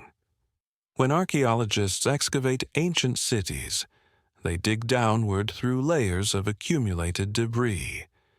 Each layer represents a period of occupation, the remains of buildings, streets, pottery, tools, all the material culture of daily life. These occupation layers build up over time as structures collapse and new ones are built atop the rubble, as trash accumulates, as life continues. But sometimes, between occupation layers, excavators find something different. Layers of clean, water-deposited sediment containing no artifacts. These flood layers show that water inundated the site, depositing silt and clay before receding. After the flood, people returned and rebuilt. Life continued, but the flood left its mark in the geological record. At multiple Sumerian sites, such flood layers have been discovered, and one discovery in particular captured the imagination of both scholars and the public. In the 1920s and 1930s, the British archaeologist Sir Leonard Woolley excavated the ancient city of Ur. Ur was one of Sumer's most important cities, a major port on the Euphrates. The river has since shifted course. A center of trade and religion, home to the famous ziggurat dedicated to the moon god Nana. The city's history stretched back to the earliest periods of Mesopotamian civilization. Woolley's team dug deep shafts down through the accumulated layers of occupation, going back through centuries and then millennia of human presence. They pass through layers from the Neo-Babylonian period, the Kassite period, the Old Babylonian period, the Ur-Third period, earlier Akkadian layers, the early dynastic period, each marked by distinctive pottery styles, building techniques, and artifacts.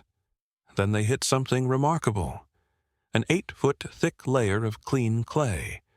No pottery shards, no building debris, no artifacts of any kind. Just water-laid silt, deposited slowly as floodwaters stood over the site. 8 feet. That's not a normal seasonal flood. That's a catastrophic inundation that submerged the entire city. And the clay was clean. Wind-blown sediment would contain organic material, but water-deposited clay settles cleanly.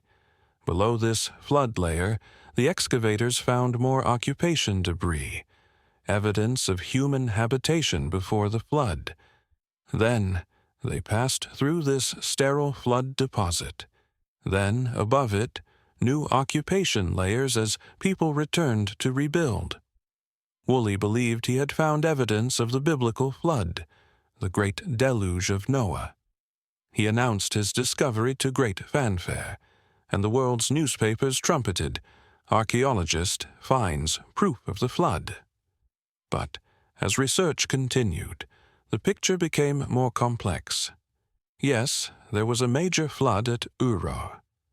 But when archaeologists excavated other Sumerian cities, they found flood layers that didn't correspond chronologically with Ur's flood.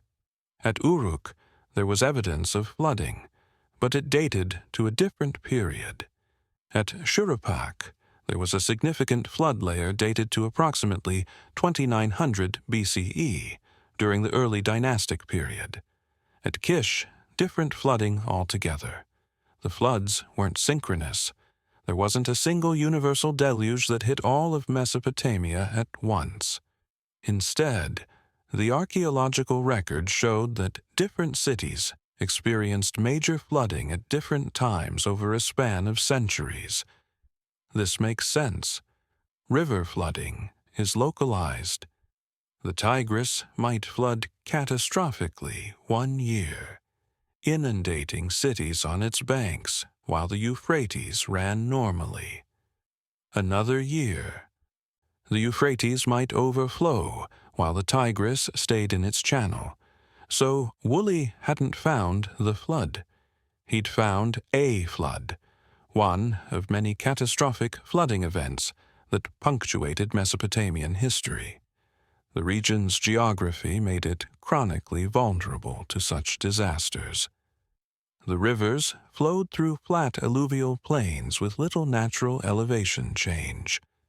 When snowmelt or storms caused high water, the rivers would overflow their banks, and water would spread across vast areas, sometimes standing for weeks before slowly draining away. Moreover, the ancient Mesopotamians had limited flood control technology in the earliest periods.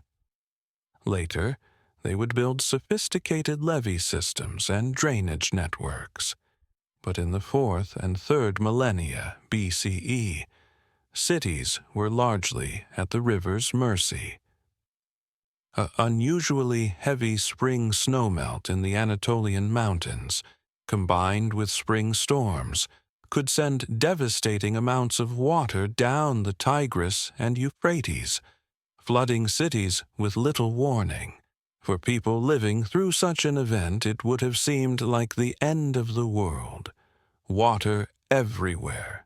Familiar landmarks submerged, homes destroyed, livestock drowned, stored grain ruined. And in a pre-scientific culture, the catastrophe would have been interpreted through a religious lens. The gods were angry. The world was being purified. Divine judgment was being enacted. If a particularly severe flooding event hit multiple cities around the same general period, say, within a generation or two, survivors would naturally talk about the Great Flood, the catastrophe they all remembered. Stories would be shared between cities, merged, elaborated. Over time, the memory would be codified into a narrative. There was a time before the flood and a time after. The flood divided history. But this still leaves us with a question. Was there one flood so catastrophic it became the flood in cultural memory? Or is the flood myth a composite, a generalization of many flooding events into a single archetypal catastrophe? The archaeological evidence suggests the latter. Various cities experienced major floods, but at different times.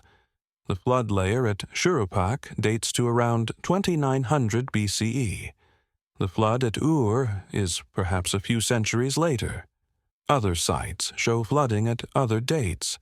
There's no single moment when all of southern Mesopotamia was inundated simultaneously. Yet the flood story persists, consistent across texts and time. Perhaps this is because flooding was such a constant threat that it became the primary metaphor for catastrophe, the ultimate disaster, the thing everyone feared most. In Mesopotamian consciousness, the flood wasn't just a historical event. It was the archetypal event, the disaster that could happen again, the boundary between order and chaos. Or perhaps, and this is where we move into more speculative territory, the flood, preserved in cultural memory, wasn't about river flooding in Mesopotamia at all. Perhaps it was about something much larger, much older, something that happened not in southern Iraq, but globally, marking the end of the last ice age. Global flood myths, universal memory. Here's a remarkable fact. Flood myths exist in cultures worldwide, on every inhabited continent, often in cultures that had no contact with each other. Over 200 distinct flood narratives have been documented by anthropologists and folklorists. While details vary, many share striking similarities. The pattern is consistent. Humanity becomes corrupt, wicked, or too numerous. A divine being or beings decide to destroy humanity with water. One righteous individual or family is warned in advance. They build a boat or find high ground or are rescued some other way. A great deluge covers the earth. The survivors repopulate the earth. Often, the story explains the origin of rainbows, mountains, or other natural features. In ancient Greece, the myth of Deucalion and Pyrrha tells how Zeus, angered by human wickedness, sent a flood to destroy the Bronze Age of man. Prometheus warned his son Deucalion, who built a chest, a boat, and survived 9 days of rain. The boat came to rest on Mount Parnassus. Deucalion and Pyrrha repopulated the earth by throwing stones over their shoulders, which became new humans. In Hindu tradition, the Matsya Purana tells of Manu, the first man, who was warned by a fish, later revealed to be the god Vishnu in fish form, that a great flood would come. Manu built a boat, which the fish towed through the floodwaters until they came to rest on a mountain peak. From Manu descended all subsequent humanity. In Chinese mythology, the story of Gun-Yu describes a great flood that covered the earth. The divine Emperor Gun was tasked with controlling the waters, but failed. His son Yu succeeded through persistent labor, channeling the waters into rivers and seas. Yu became the founder of the Xia dynasty. Among the Maya, the Popol Vuh describes how the gods, dissatisfied with their first human creations, sent a flood to destroy them. Some survived as monkeys. New humans were then fashioned from maize. The Inca had flood traditions. The Aztecs described a world age that ended in water. Numerous North American indigenous peoples, including the Ojibwe, Haida, and many others, have detailed flood stories. In some versions, animals dive to bring up mud from the flooded world, which becomes the foundation for a new earth. Australian Aboriginal traditions include flood stories, though details vary between different groups. Some described a time when the sea level rose, flooding coastal areas, which is particularly interesting because Aboriginal peoples have inhabited Australia for at least 50,000 years, giving them the longest continuous cultural memory of any human group. They would have direct generational memory of the sea level rise that occurred at the end of the Ice Age. In the Andean region of South America, the Muisca people of Colombia had flood traditions, as did the Cañari of Ecuador. African cultures from different regions have flood stories, though often with regional variations. Sometimes the flood is localized rather than universal, or it serves different narrative purposes. This global distribution raises profound questions. Why do so many cultures, separated by vast distances and with no historical contact, tell such similar stories? There are several possible explanations. Theory 1. Psychological archetype. Some scholars, particularly those influenced by Jungian psychology, argue that the flood represents a universal human archetype, a symbolic pattern that emerges from the collective unconscious. Water as chaos, as the undifferentiated potential from which order emerges, appears in many mythological systems. The flood represents a return to primordial chaos, followed by recreation and renewal. From this perspective, flood myths aren't about actual floods, but about psychological and spiritual transformation. The old self-world must be destroyed, flooded, before the new self-suck world can emerge. It's a metaphor for initiation, for death and rebirth, for the cyclical nature of existence. This theory explains the global distribution. If humans everywhere share fundamental psychological structures, similar mythological patterns will emerge independently. It also explains why the flood is so often connected with moral themes of wickedness and righteousness. It represents ethical cleansing and renewal. Theory 2. Independent response to common experience. Flooding is a universal human experience.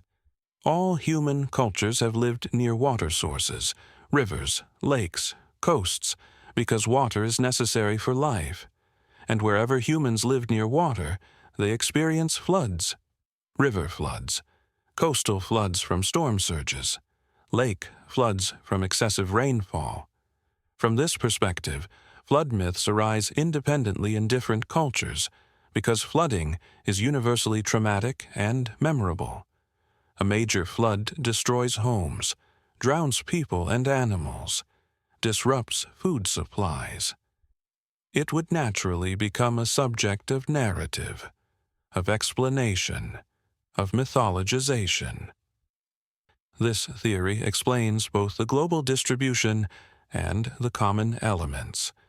The boat survival narrative emerges because some people do survive floods by getting to higher ground or floating objects.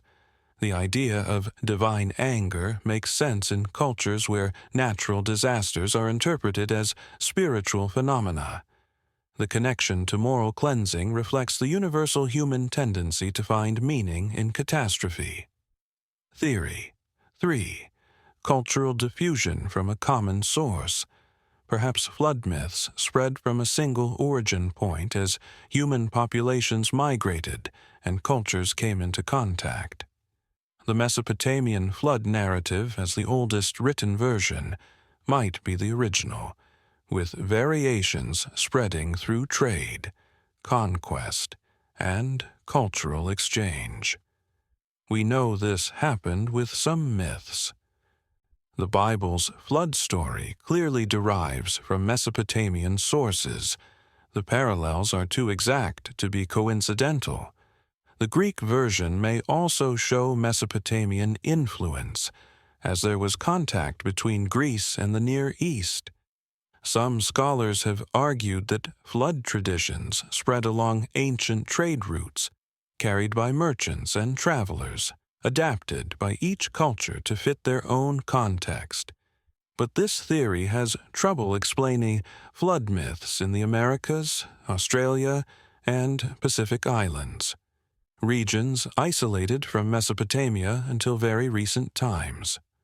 Unless we posit a much earlier diffusion, before the last ice age when sea levels were lower and migration routes different, cultural diffusion can't account for the global pattern. Theory 4. Memory of actual global event.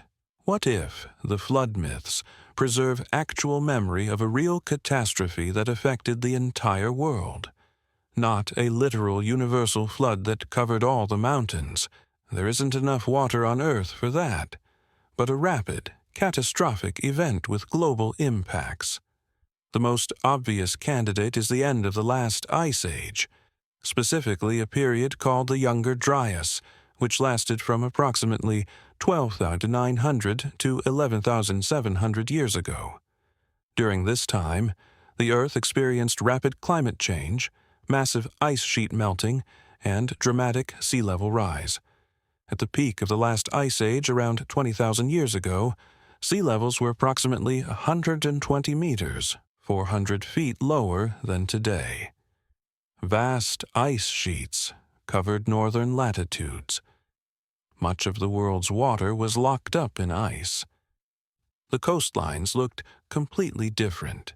You could walk from Asia to North America, across the Bering Land Bridge, from mainland Southeast Asia to Indonesia, from New Guinea to Australia. Then, as the climate warmed, the ice began to melt.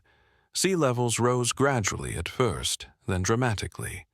Between 15,000 and 7,000 years ago, the sea level rose those 120 meters, flooding vast coastal areas where humans had lived. The Persian Gulf was a river valley. It became a gulf. The English Channel didn't exist. Britain was connected to continental Europe. Indonesia was part of the mainland. For human populations living in these coastal areas, and humans have always preferred coastal habitats, with their access to both marine and terrestrial resources, this sea level rise would have been catastrophic. Admittedly, the rise occurred over thousands of years, so it wasn't a sudden deluge. But there were episodes of rapid rise, possibly linked to catastrophic ice sheet collapse events. And then there's the Younger Dryas impact hypothesis.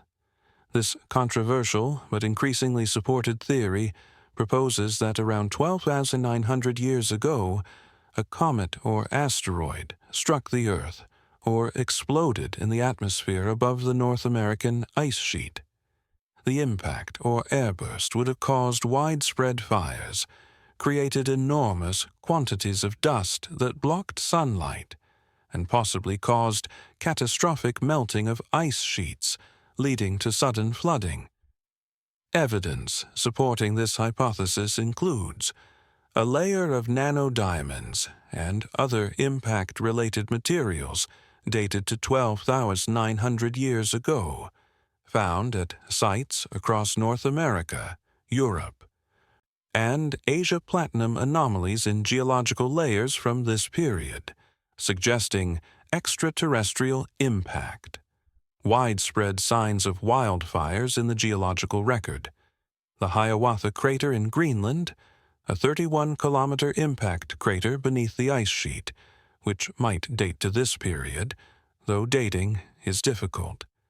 The extinction of North American megafauna, mammoths, mastodons, giant ground sloths, saber-toothed cats, which occurred around this time.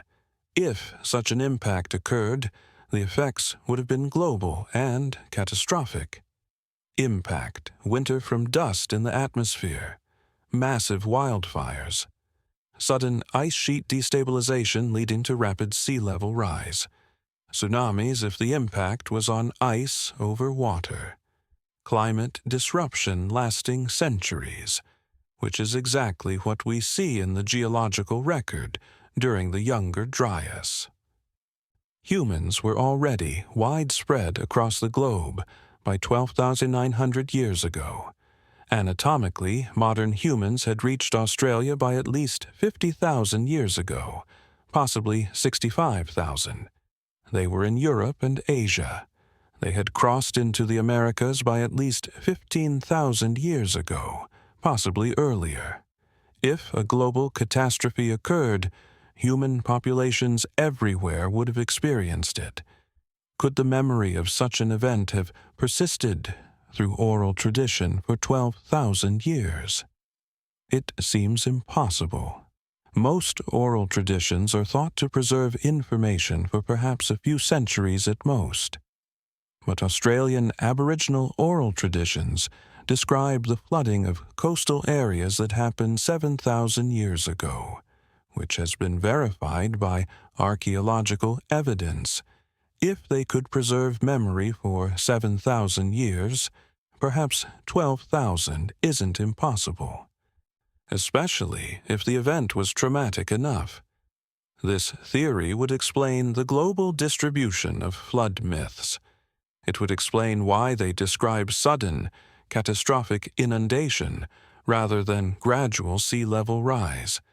It would explain why the flood is so often described as the boundary between ages, because it literally was, marking the end of the Ice Age and the beginning of the warmer, wetter Holocene epoch in which we still live.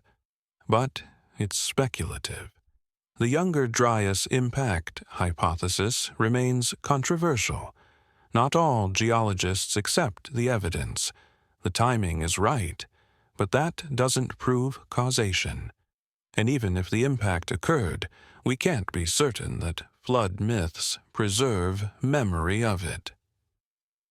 The Younger Dryas connection.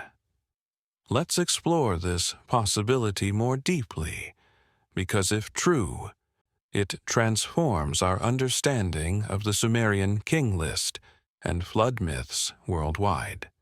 The Younger Dryas is named after Dryas octopetala, an Arctic flower whose pollen suddenly appears in European sediments from this period, indicating a return to cold conditions after the Ice Age had begun warming.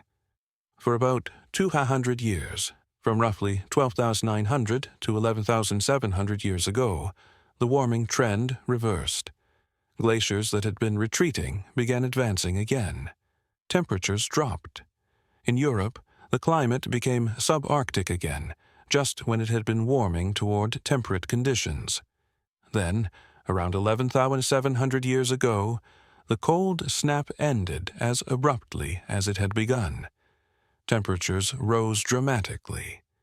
Within a few decades, the climate shifted from glacial to interglacial conditions. The Holocene, our current geological epoch, began. This rapid climate change would have been devastating for human populations. Agriculture, which had just begun developing in places like the Fertile Crescent, would have been disrupted. Populations that had adapted to improving conditions suddenly faced harsh glacial environments again. Then, when the warming resumed, they faced rapid environmental change as forests expanded, sea levels rose, and familiar landscapes transformed. The impact hypothesis adds another layer. If a comet or asteroid struck or exploded over the Laurentide ice sheet that covered North America, the immediate effects would have been catastrophic, particularly for human populations in North America. But the global effects would have taken longer to manifest.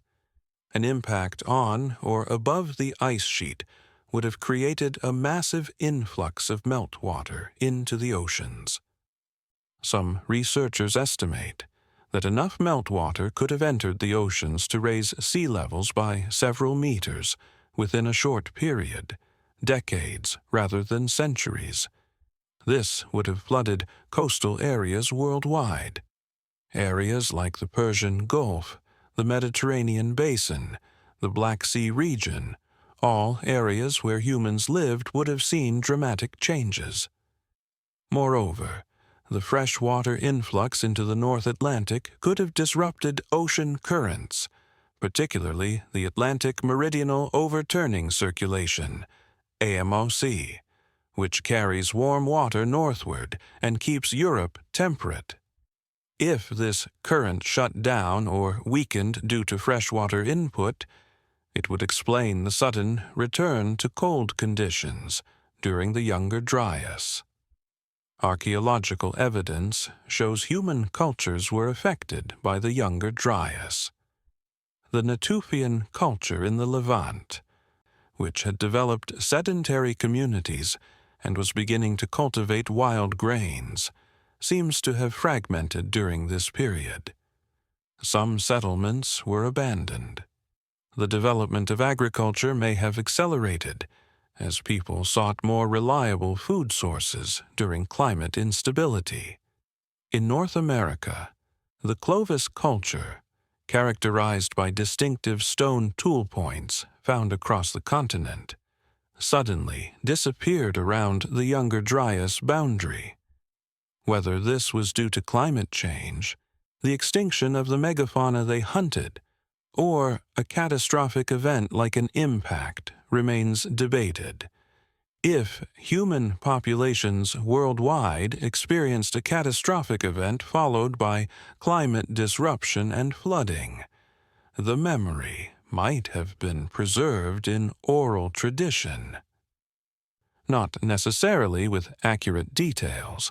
12,000 years of retelling would inevitably distort specifics, But the core narrative might persist. There was a time before. The world was destroyed by water and fire in some traditions. Survivors preserved knowledge and life. Civilization began again in the aftertime. This would explain why the Sumerian King List presents the flood as an absolute boundary. If the Sumerians preserved, however distorted, a cultural memory reaching back to the younger Dryas, they would remember that the world before was fundamentally different from the world after. The antediluvian king's impossible reign lengths might represent a garbled attempt to express this was very, very long ago, in a time beyond normal reckoning. It would also explain the global distribution of flood myths with similar narrative patterns. If the catastrophe was real and global, human populations everywhere would have experienced it and preserved some version of the story. But we must be careful not to overreach. The younger Dryas impact hypothesis, while gaining evidence, is not universally accepted. The dating of various flood myths is uncertain. We can't prove they all derive from a single event 12,000 years ago, rather than from more recent local floods. And even if the impact occurred and caused flooding, we can't be certain that myths preserve memory of it, rather than of later events. What we can say is this: major flooding definitely occurred in Mesopotamia, repeatedly, throughout the period of human occupation. The flood was not myth, it was reality, experienced multiple times by multiple generations. Whether one particular flood became the flood in cultural memory, or whether the flood tradition synthesizes multiple catastrophes, or whether it preserves much older memory from the end of the Ice Age, we cannot know with certainty. But the Sumerians believed the flood happened. They recorded it as historical fact. They organized their entire chronology around it. And the memory of that flood, their flood, whether local or global, whether recent or ancient, shaped their civilization's self-understanding. They were the people who came after. They lived in the world that emerged when the waters receded. And they remembered, through their carefully kept records, that kingship had existed before, that cities had existed before, that there had been an age lost to the deluge. Living with the flood. In the end, perhaps the most important aspect of the flood isn't whether it was literally universal or precisely when it occurred. What matters is that it was real enough, whether as actual catastrophe or powerful cultural memory, to serve as Mesopotamian civilization's defining historical boundary. For the Sumerians, the flood divided time itself. Everything was either before or after.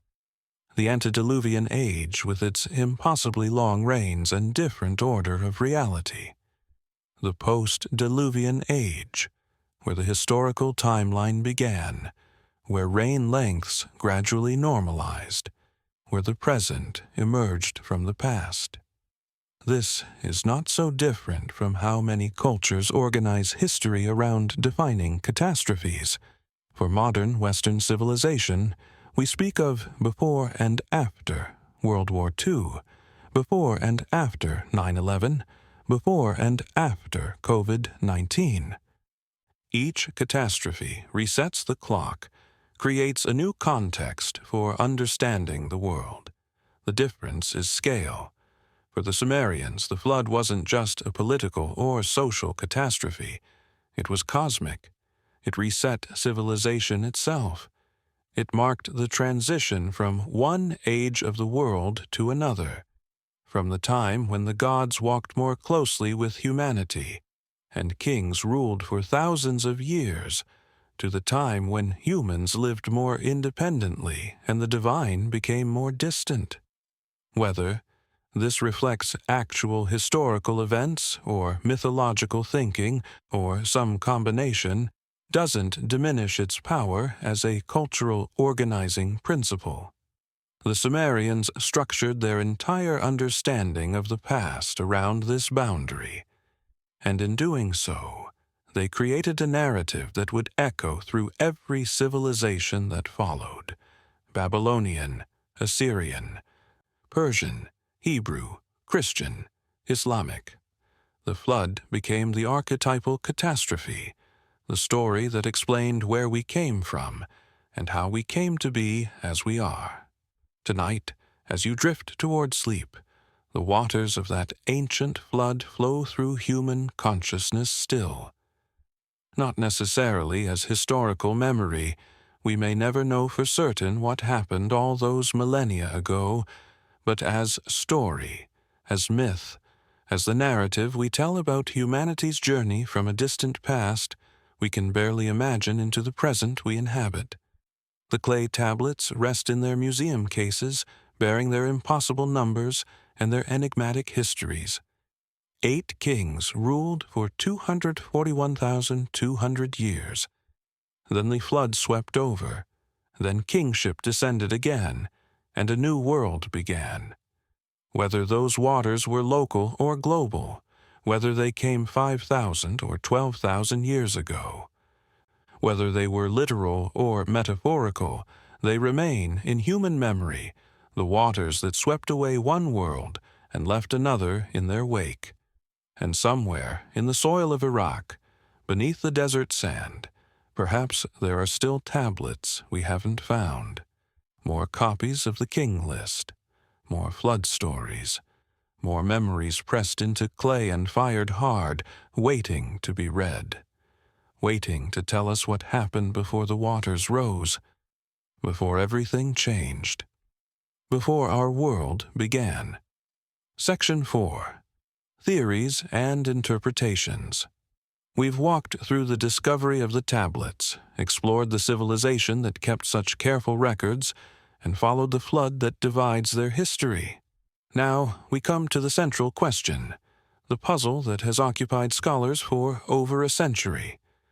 What do those impossible numbers actually mean?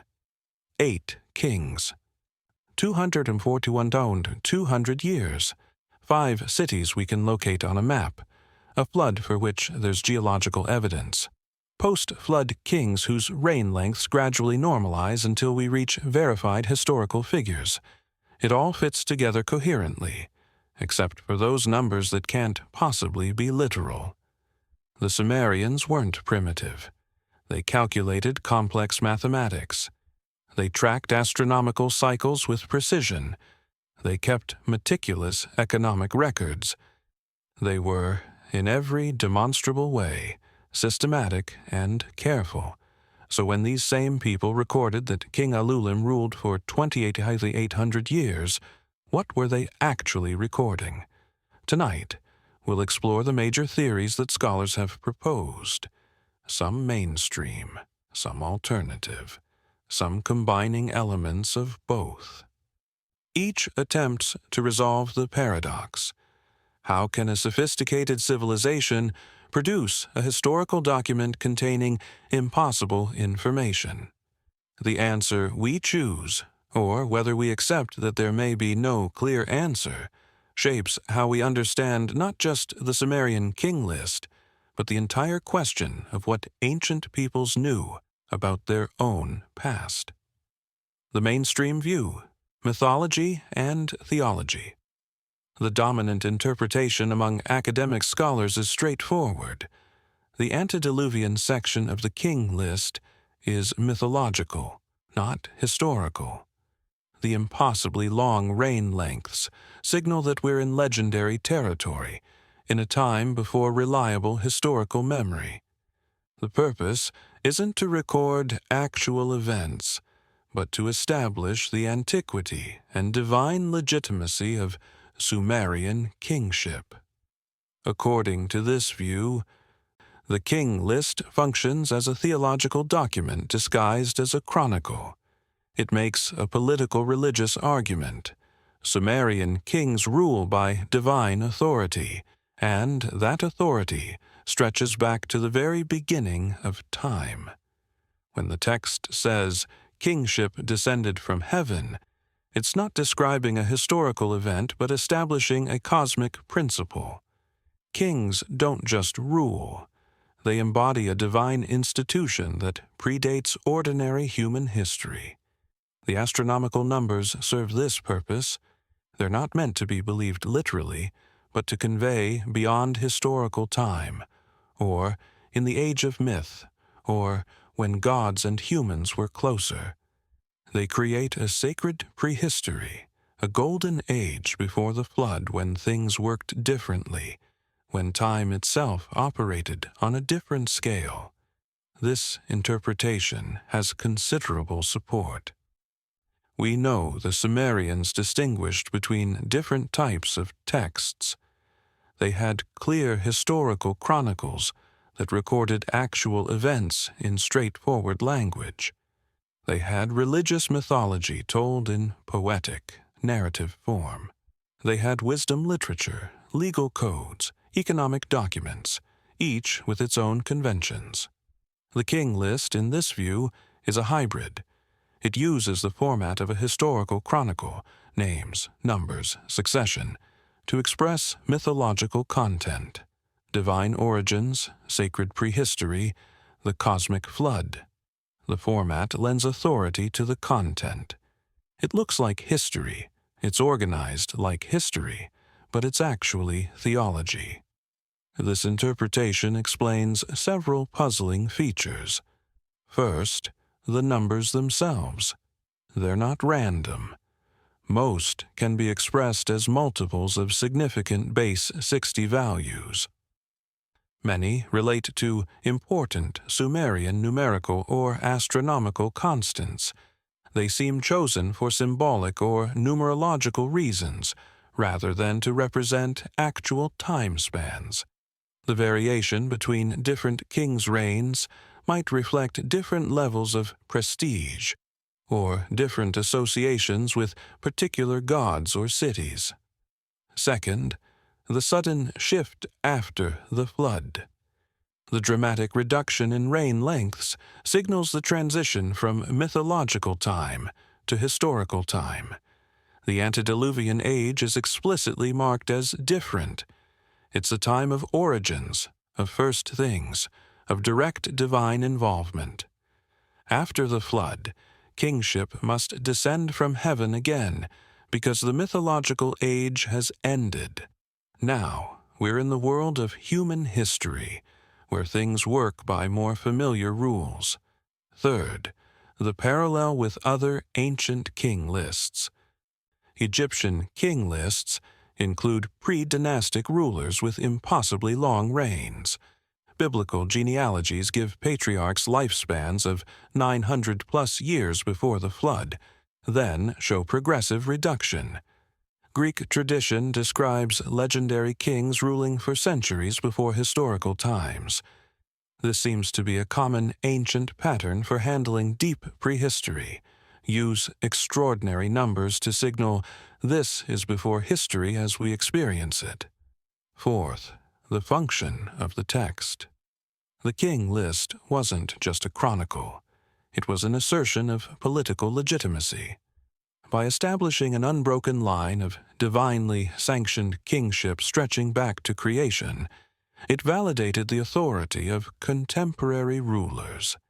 It said, "Our king rules by the same authority that has existed since the gods first established kingship in Eridu."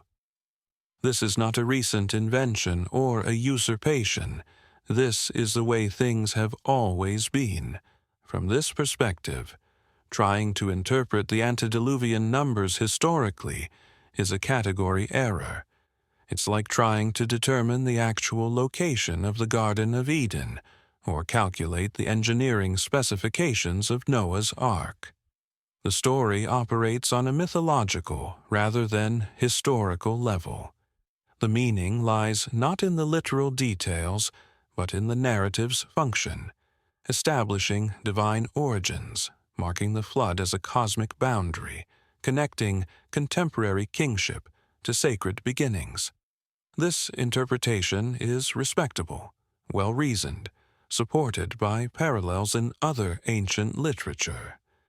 Most university courses on ancient Mesopotamia teach it. Most standard reference works endorse it. It's the safe, scholarly position that requires no controversial claims about lost civilizations or alternative histories, and yet it leaves something unresolved. If the Sumerians knew how to distinguish history from mythology in other contexts, why didn't they signal that distinction here? Why format pure mythology in the style of sober historical chronicle?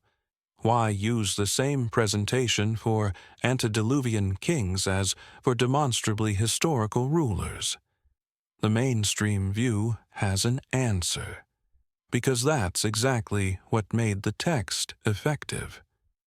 By presenting mythology in historical format, it lent the mythology the authority of history.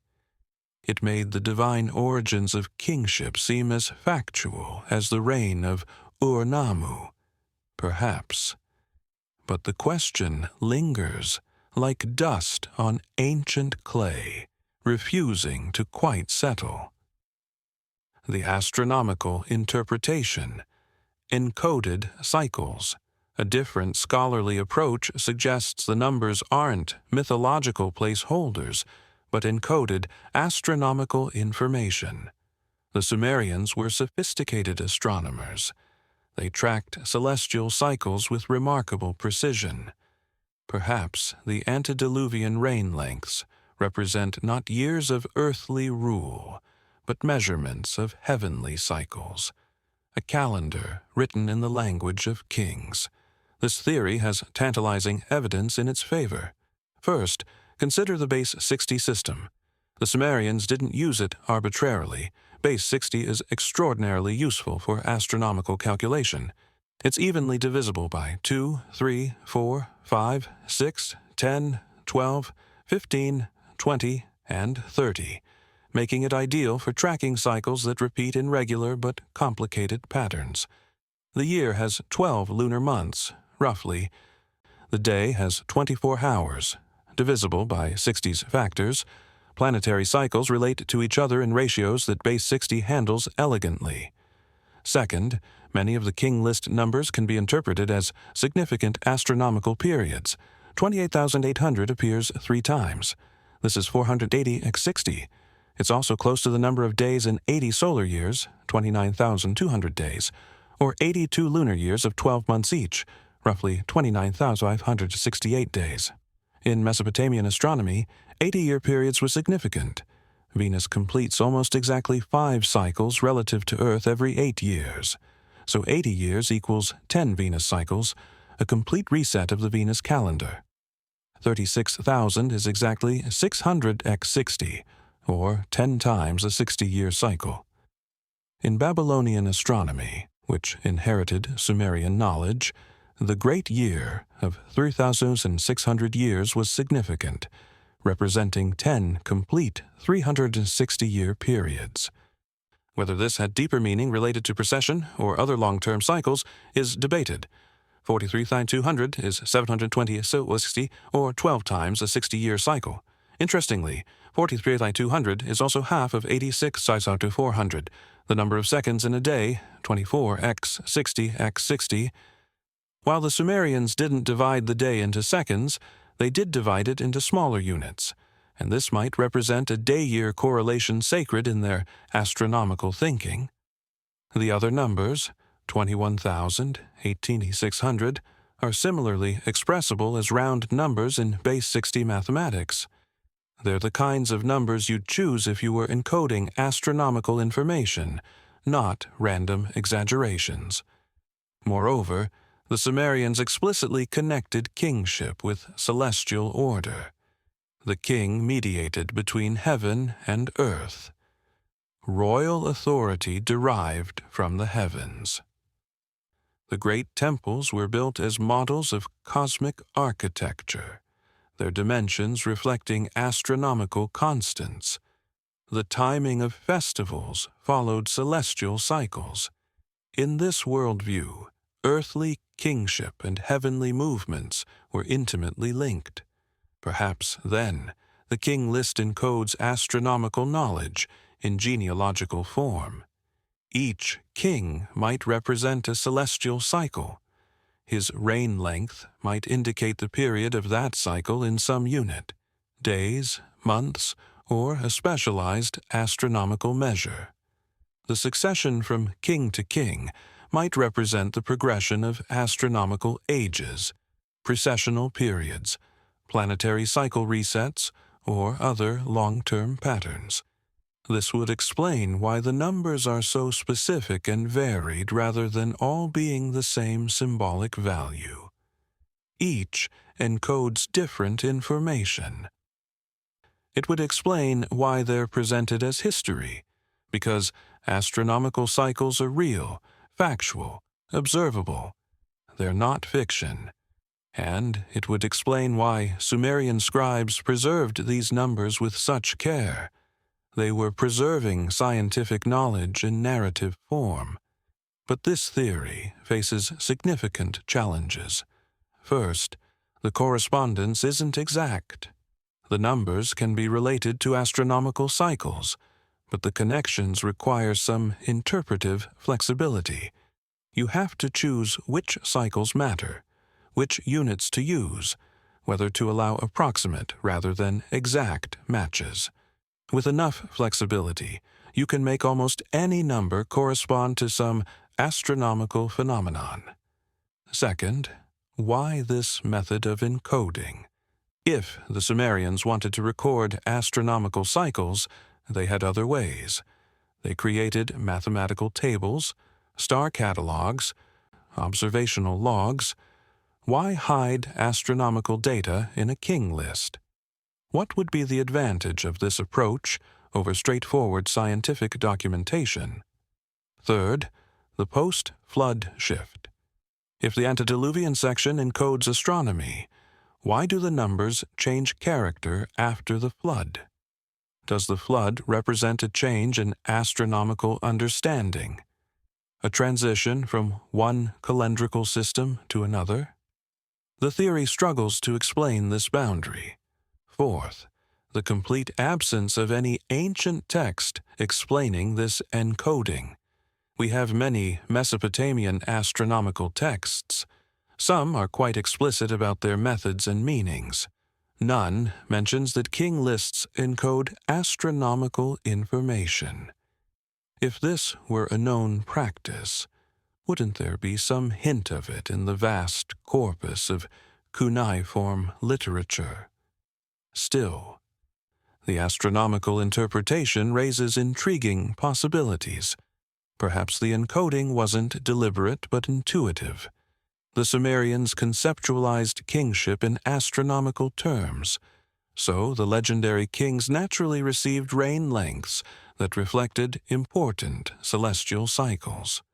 Or perhaps there was an encoding tradition that has been lost, recorded in texts that haven't survived or haven't yet been deciphered. The theory can't be entirely dismissed.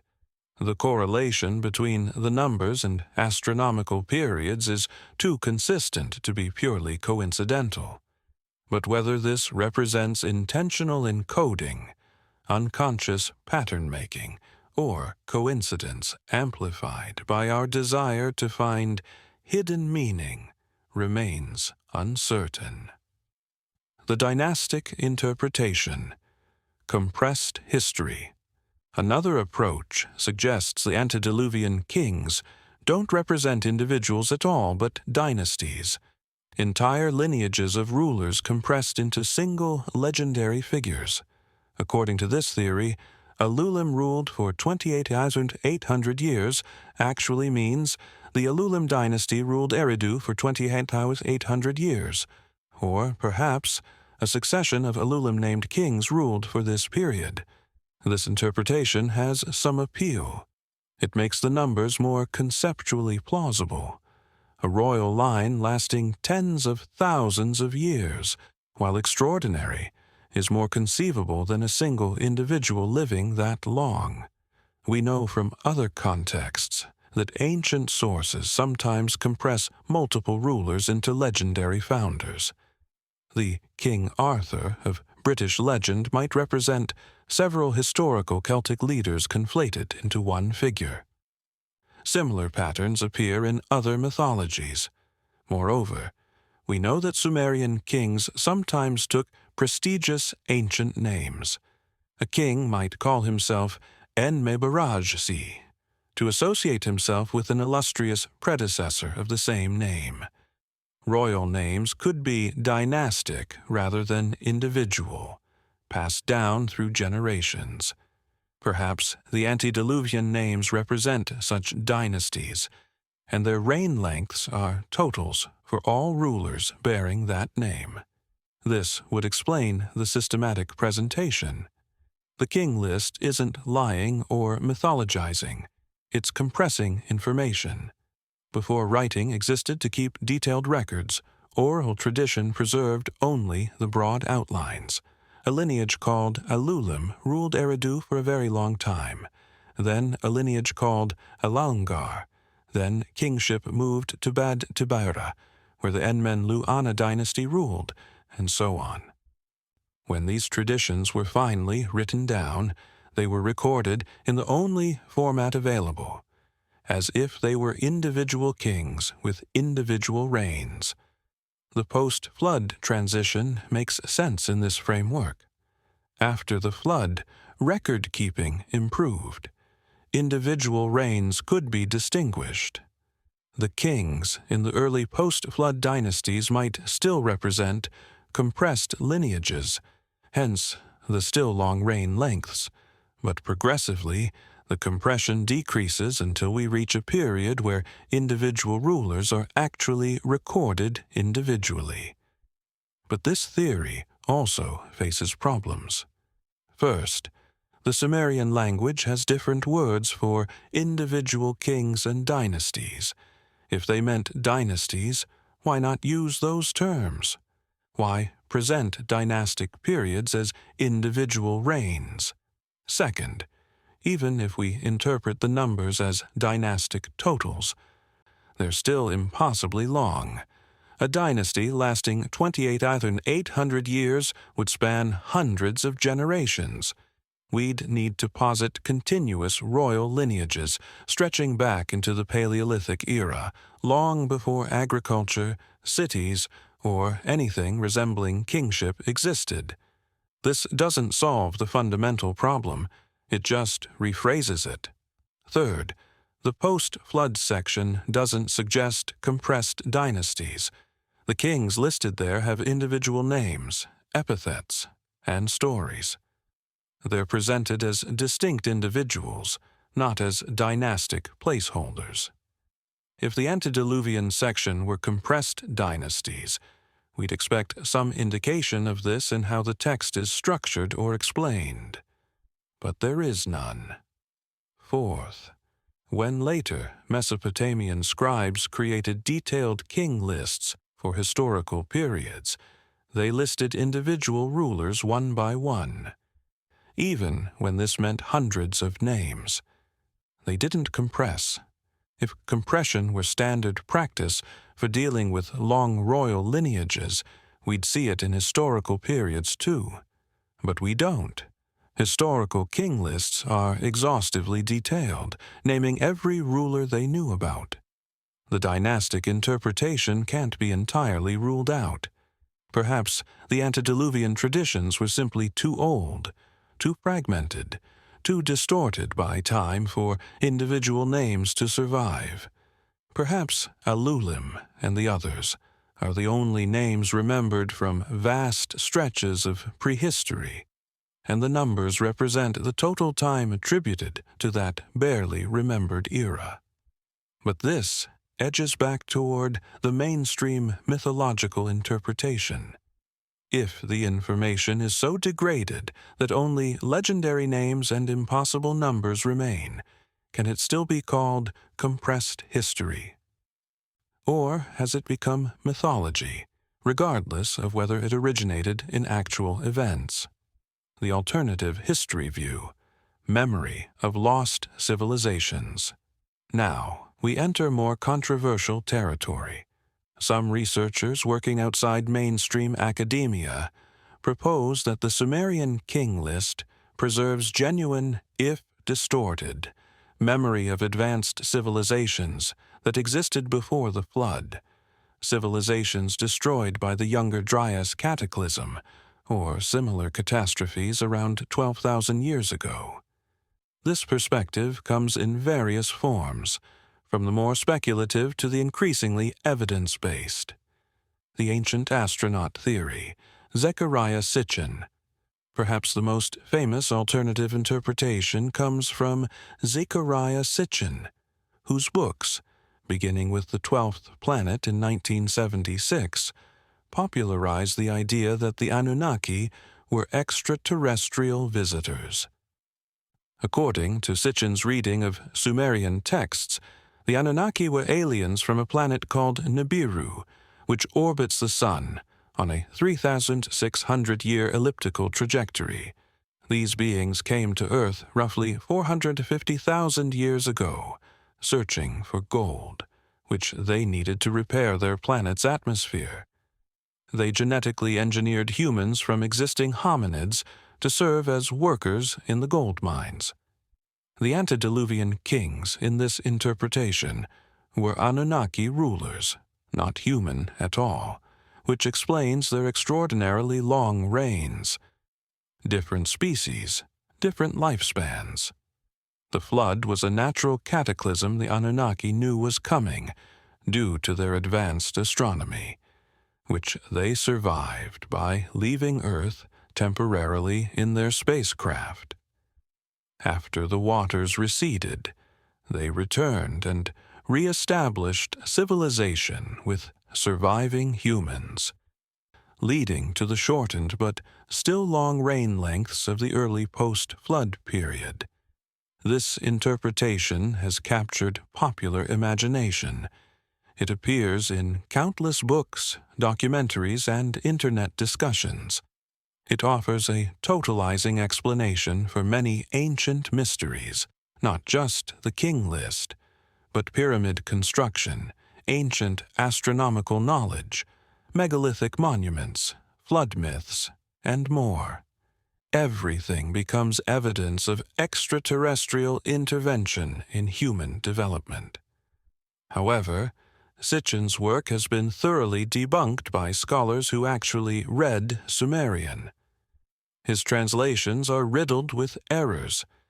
He mistranslates words, takes phrases out of context, and reads meanings into texts that aren't there. The 12th planet, Nibiru, doesn't appear in Sumerian texts the way Sitchin claims. The astronomical evidence for such a planet doesn't exist. The genetic engineering scenario has no support in either archaeology or biology. Human evolution is well documented in the fossil record, without requiring alien intervention. Most problematically, Sitchin's framework requires us to dismiss the entire archaeological record of human development, from Australopithecus through Homo erectus and Neanderthals to modern humans. It requires us to believe that professional translators of Sumerian have been wrong for a century, and that only Sitchin, who had no formal training in Sumerian, understood the texts correctly. The ancient astronaut theory, in its Sitchin form, is considered pseudo-archaeology by the scholarly community. It might make for entertaining speculation, but it doesn't withstand critical examination. The Hancock Hypothesis: Ice Age Civilizations.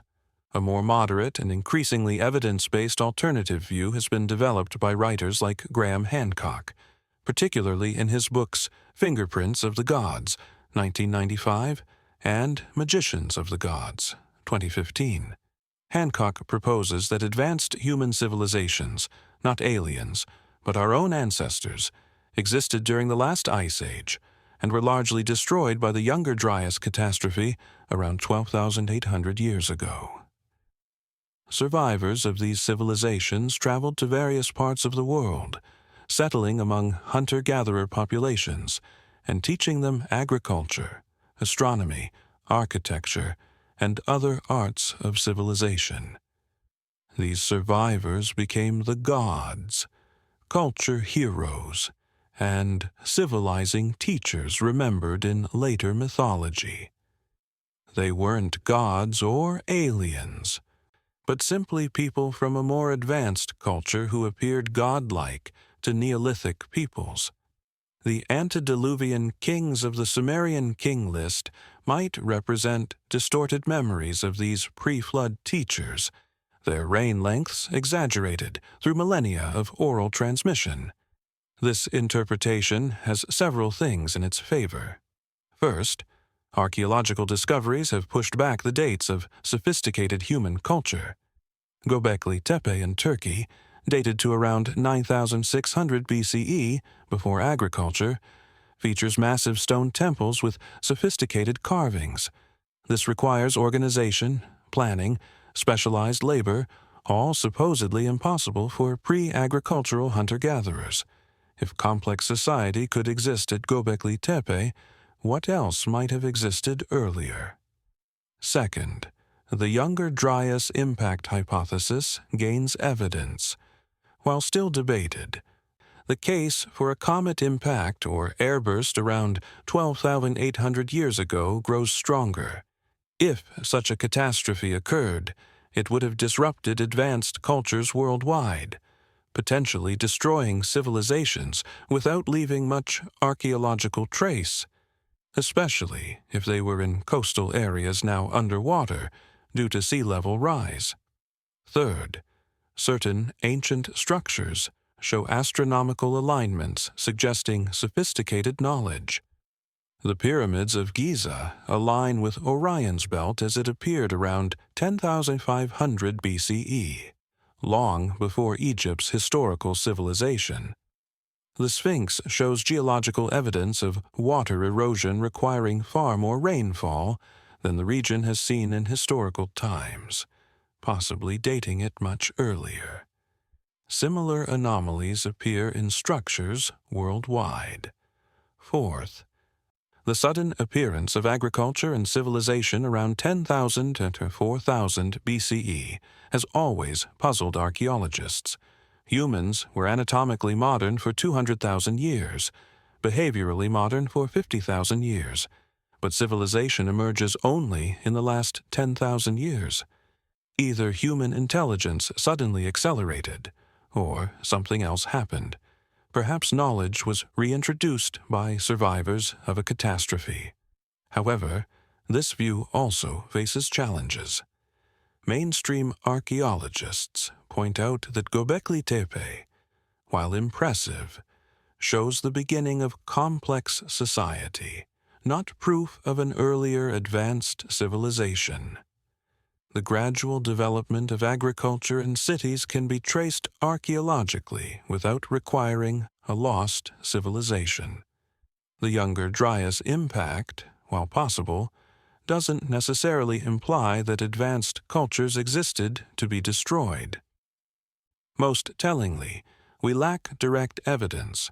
We have no cities, no writing, no artifacts unambiguously showing advanced civilization before 10,000 BCE. Hancock and others argue this is because such evidence would be underwater, due to sea level rise, or buried under miles of sediment or destroyed by the catastrophe itself. But absence of evidence, however explained, remains absence of evidence. Still, this interpretation is less easily dismissed than ancient astronauts. It proposes human, not alien, origins for civilization. It works with, rather than against, known archaeological facts. It's supported by some geological evidence, and it explains certain anomalies in the ancient record, including why cultures worldwide claim their knowledge was taught to them by gods or ancestors from before the flood. If something like this is true, the Sumerian King List might preserve a garbled memory reaching back 12,000 or more years. The impossibly long reign lengths would be artifacts of distortion over hundreds of generations of oral transmission. The core truth: there were rulers, teachers before the flood. Civilization existed in some form. A catastrophe destroyed it. Knowledge was preserved and reintroduced, might survive even as the details became fantastical. The hybrid view: multiple meanings, multiple layers. Perhaps the most intellectually honest approach is to acknowledge that the King List might not have a single, correct interpretation. Ancient texts often operated on multiple levels simultaneously: historical, theological, astronomical, numerical, symbolic. The Sumerians might have understood the antediluvian section as working on several registers at once. Theologically, it established that kingship was divinely ordained from the beginning of time. Historically, it preserved oral traditions about very ancient rulers or dynasties, however distorted those traditions had become. Astronomically, the numbers encoded or correlated with important celestial cycles, binding earthly kingship to cosmic order. Numerologically, the values had sacred significance in Sumerian mathematical mystical thought. Politically, it legitimized contemporary rulers by connecting them to an unbroken lineage stretching to creation. From this perspective, asking, "Is it mythology or history?" poses a false dichotomy. It's both, and neither, and more than both. It's a sophisticated cultural text operating in a context where modern distinctions between myth, history, sacred, secular, literal, symbolic didn't apply in the same way. The Sumerians weren't confused about the difference between fact and fiction. They simply organized knowledge differently.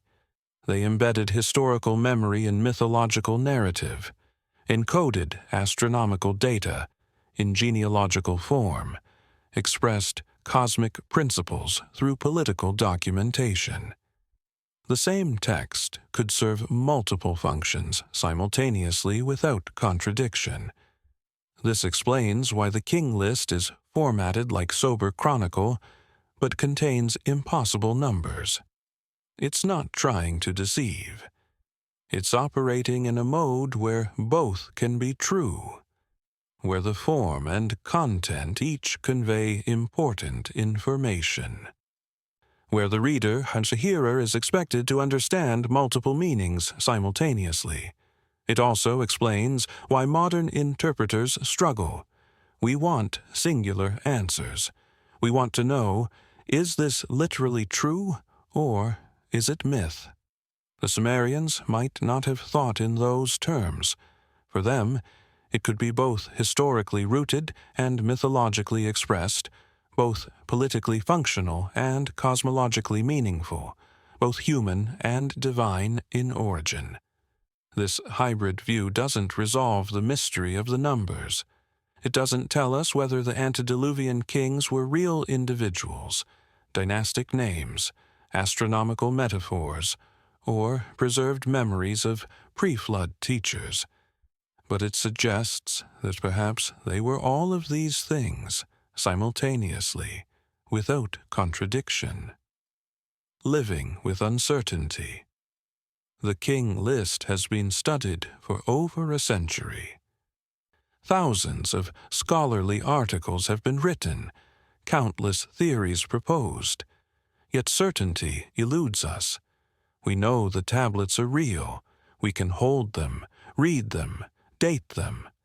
We know the civilization that created them was sophisticated, not primitive. We know they took record-keeping seriously and distinguished between different types of knowledge. We know the cities named in the antediluvian section were real places with genuine archaeological histories. We know flooding happened in Mesopotamia, repeatedly and catastrophically, but we don't know what those numbers mean. We don't know if the antediluvian kings were mythological inventions, garbled memories, compressed dynasties, astronomical encodings, or something else entirely. We don't know if the flood marked a real historical boundary or served as a narrative device to separate legendary from historical times. And perhaps that's acceptable, perhaps even appropriate. The Sumerians created these records 4,000 years ago. The antediluvian period they described was, even to them, impossibly remote, either truly ancient or serving as their version of once upon a time. The flood that supposedly divided the ages had happened, if it happened at all, thousands of years before the King List was compiled. They were recording traditions that may have already been distorted by millennia of oral transmission.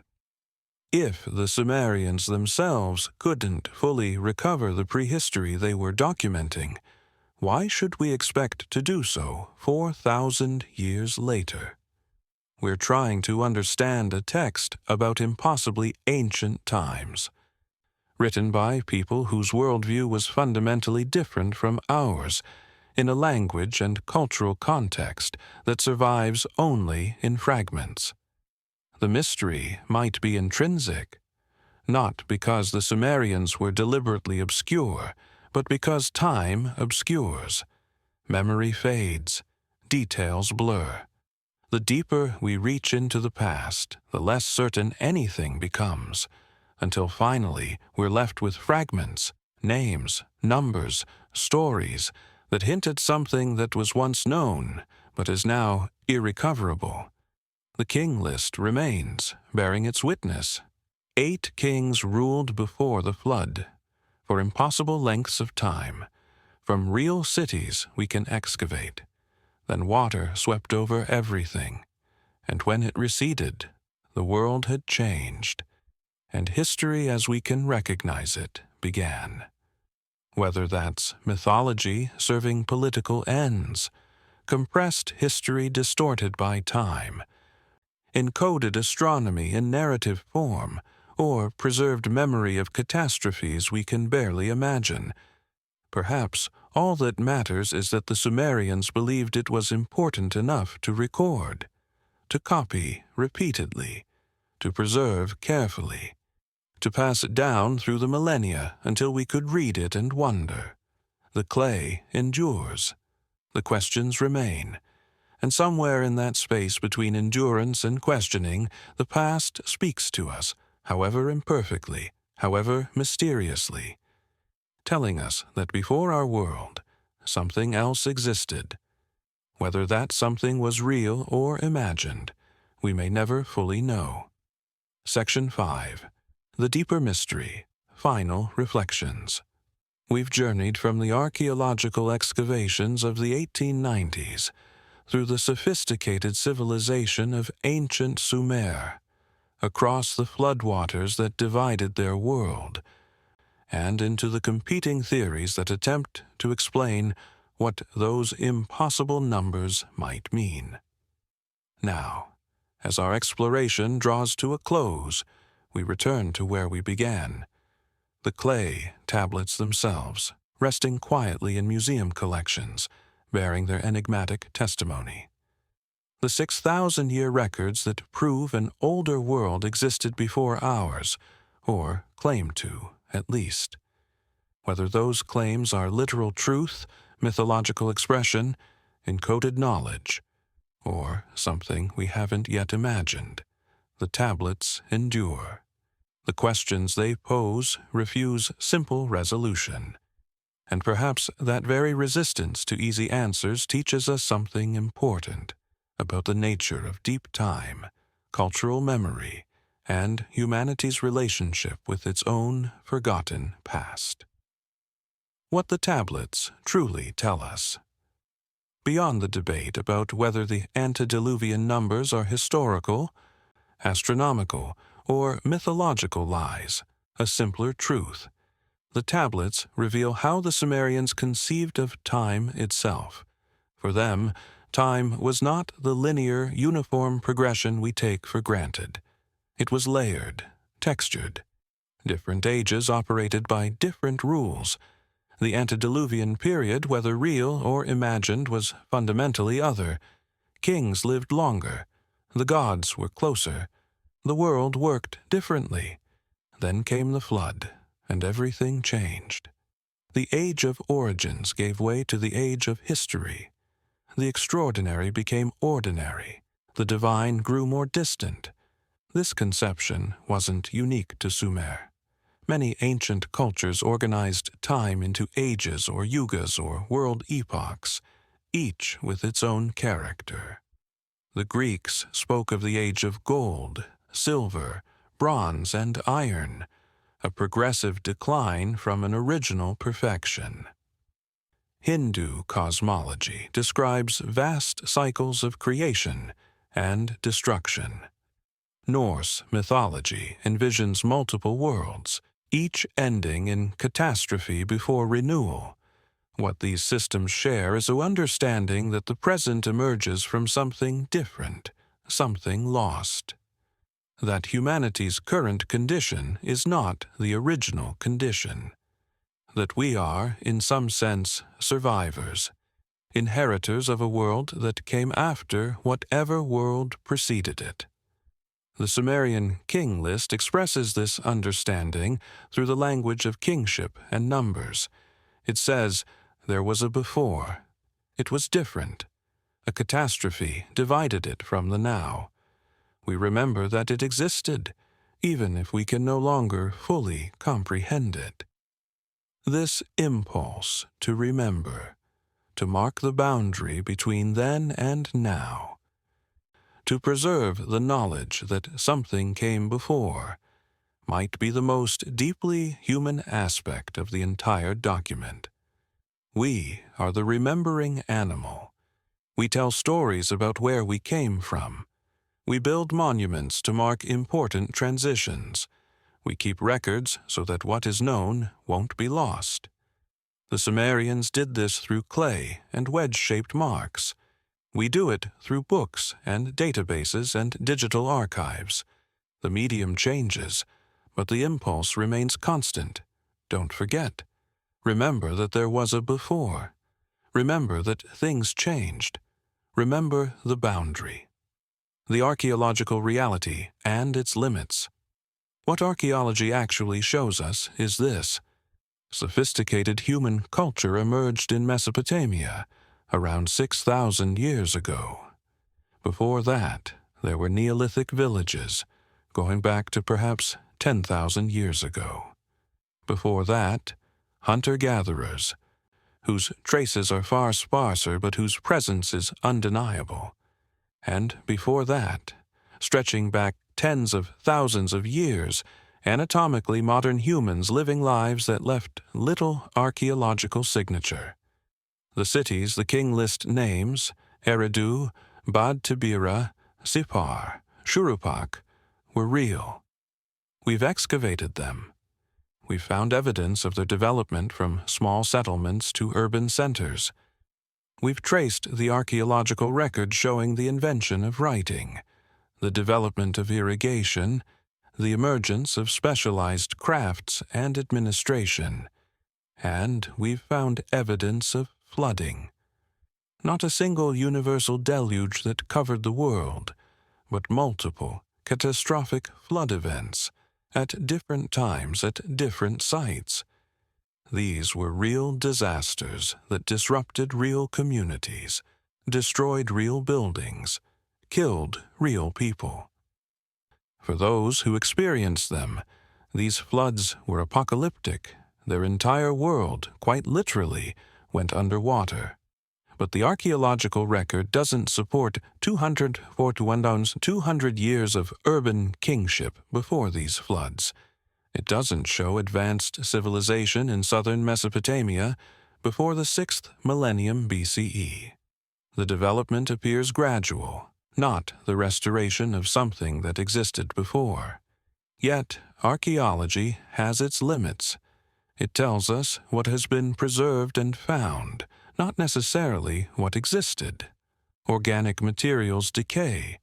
Structures built of wood or mud brick dissolve. Coastlines that were inhabited when sea levels were lower are now underwater.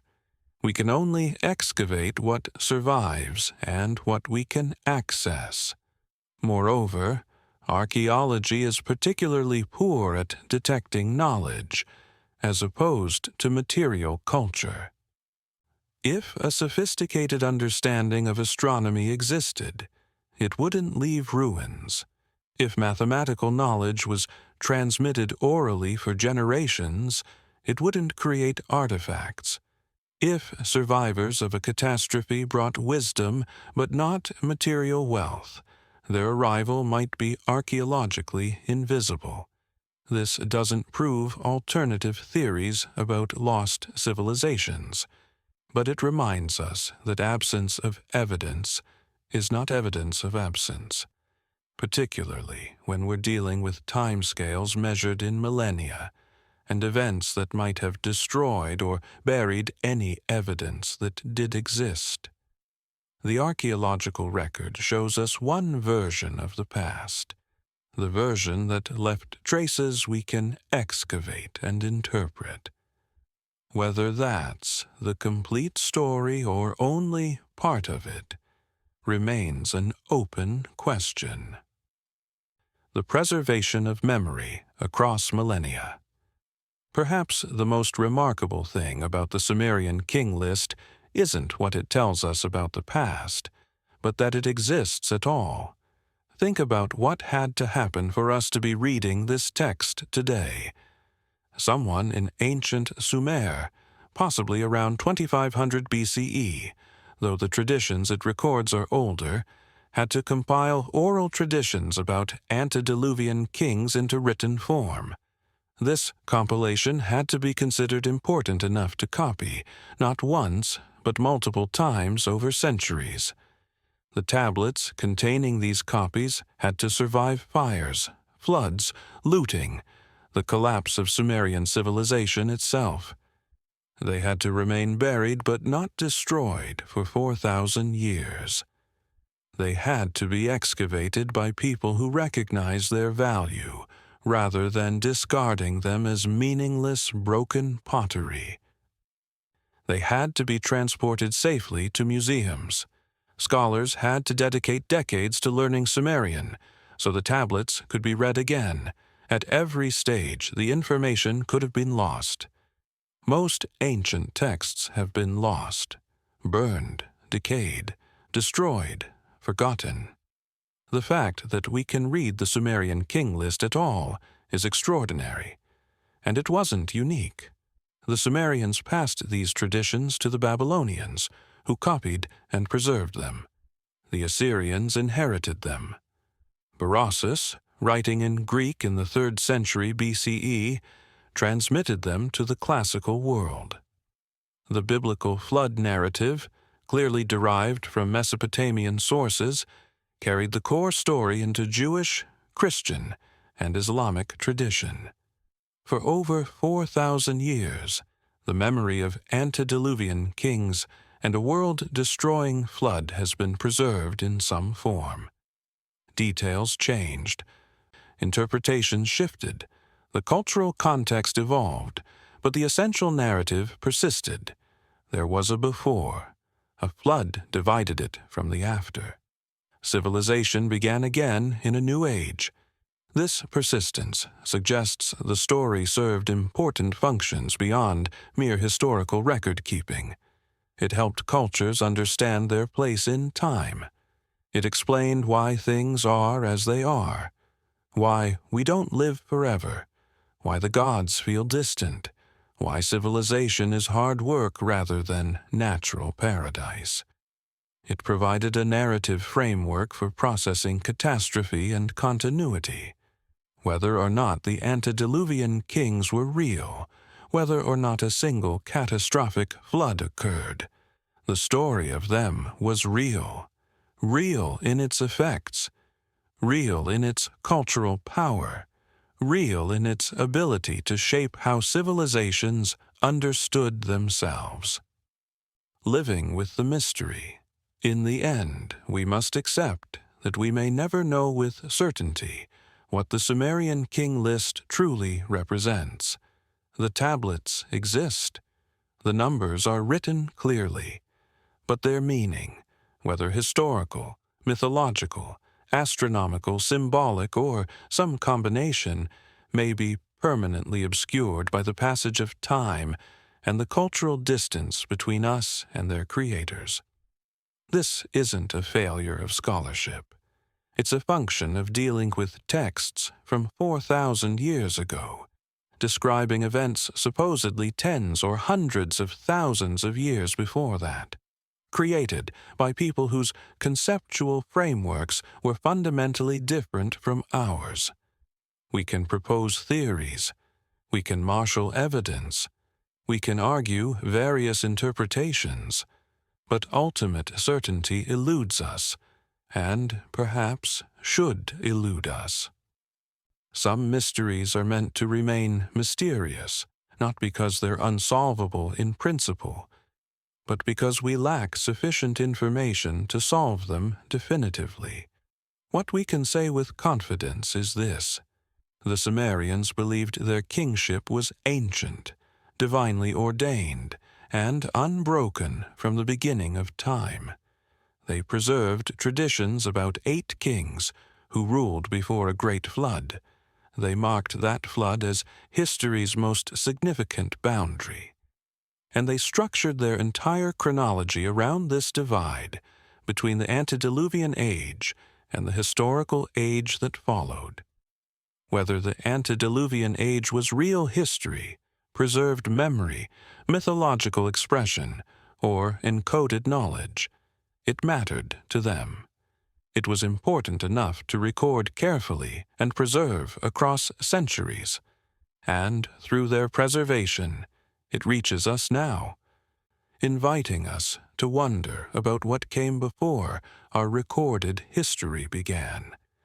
That invitation to wonder might be the tablet's most valuable gift.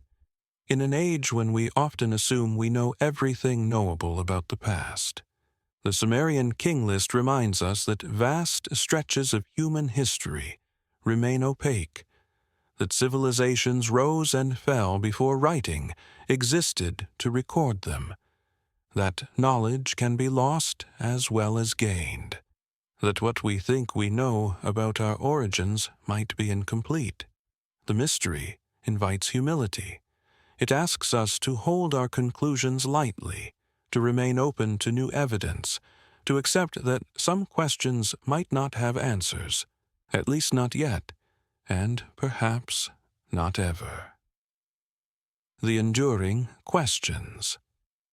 As you drift toward sleep tonight, certain questions linger, like the dust that still clings to those ancient tablets.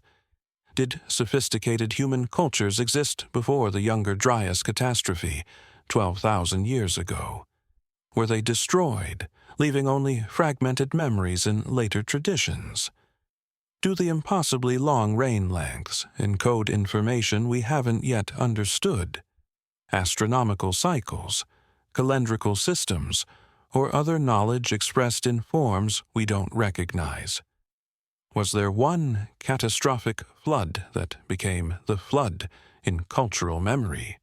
Or do the flood narratives represent humanity's universal experience with water's destructive power?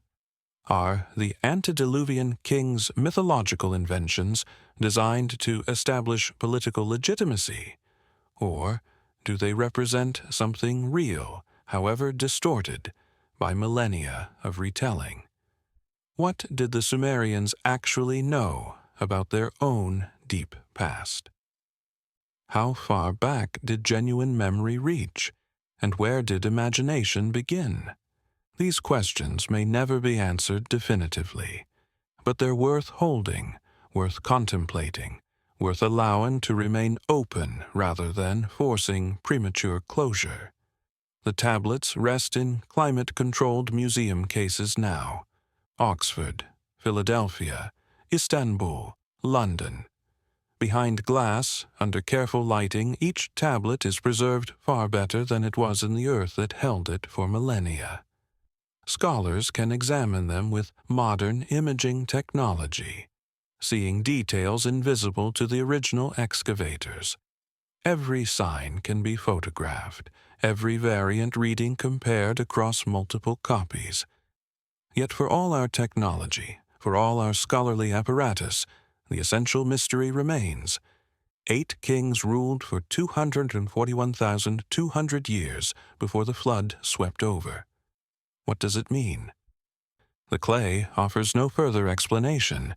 It simply endures, bearing its testimony, waiting with infinite patience for us to understand, or waiting, perhaps, for us to accept that understanding isn't always possible. Closing meditation. The dust of deep time. Imagine holding one of these tablets. The clay is cool and slightly rough against your palms. It's heavier than you expected, dense with the weight of fired earth. Your fingers trace the wedge-shaped impressions pressed into its surface 4,000 years ago. These marks were made by a human hand. Someone sat at a writing table in ancient Nippur, or Ur, a reed stylus in their hand, carefully forming each sign. They were copying from an older tablet, preserving traditions they'd learned in scribal school, maintaining a record their teachers told them was important. That scribe is long gone. The city where they worked is ruins. The civilization they served has been dust for millennia. But this tablet remains. These marks remain. The information, whatever it truly means, remains. The clay came from the Mesopotamian soil, mixed with water from the Tigris or Euphrates, shaped by human hands, marked with human thoughts, fired in human kilns. Earth, water, and knowledge, bound together and preserved. And now it speaks to us, across an abyss of time so vast we can barely comprehend it. It tells us about an abyss even greater, the time before the flood, the antediluvian age, the world that supposedly existed before our world began. Whether that world was real or imagined, the tablet insists it was important. Important enough to record. Important enough to preserve. Important enough to pass down through countless generations until it reached us. Here, now, trying to understand what it means. The mystery remains. The numbers remain. The flood remains, at least in memory, dividing before from after, then from now.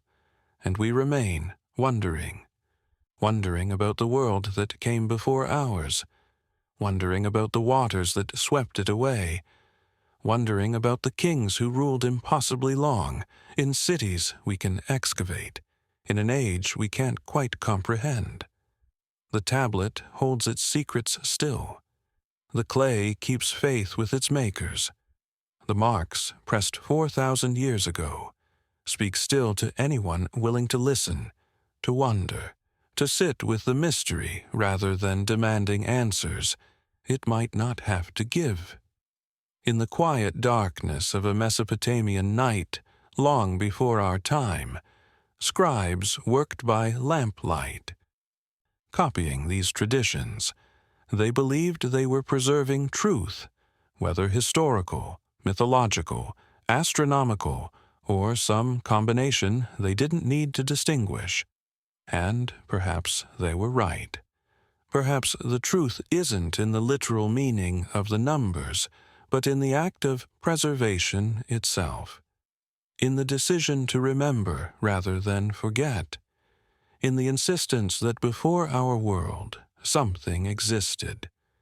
in the marking of the boundary, the acknowledgement of the flood, the honoring of deep time. The world before the flood, whether real or metaphorical, whether remembered or imagined, it matters because they said it mattered, because they wrote it down, because they preserved it, because they passed it to us. And now it's our turn to wonder, our turn to study the marks in the clay, our turn to ask what they mean, our turn to preserve the mystery for those who come after, who will have their own questions, their own theories, their own relationship with these ancient voices speaking from the dust. The night deepens. The museum is quiet. The tablets rest in their cases. The marks remain clear. 8 kings, 5 cities, 241,200 years. Then the flood. Then everything changed. Sleep comes gently, like silt settling after floodwaters recede.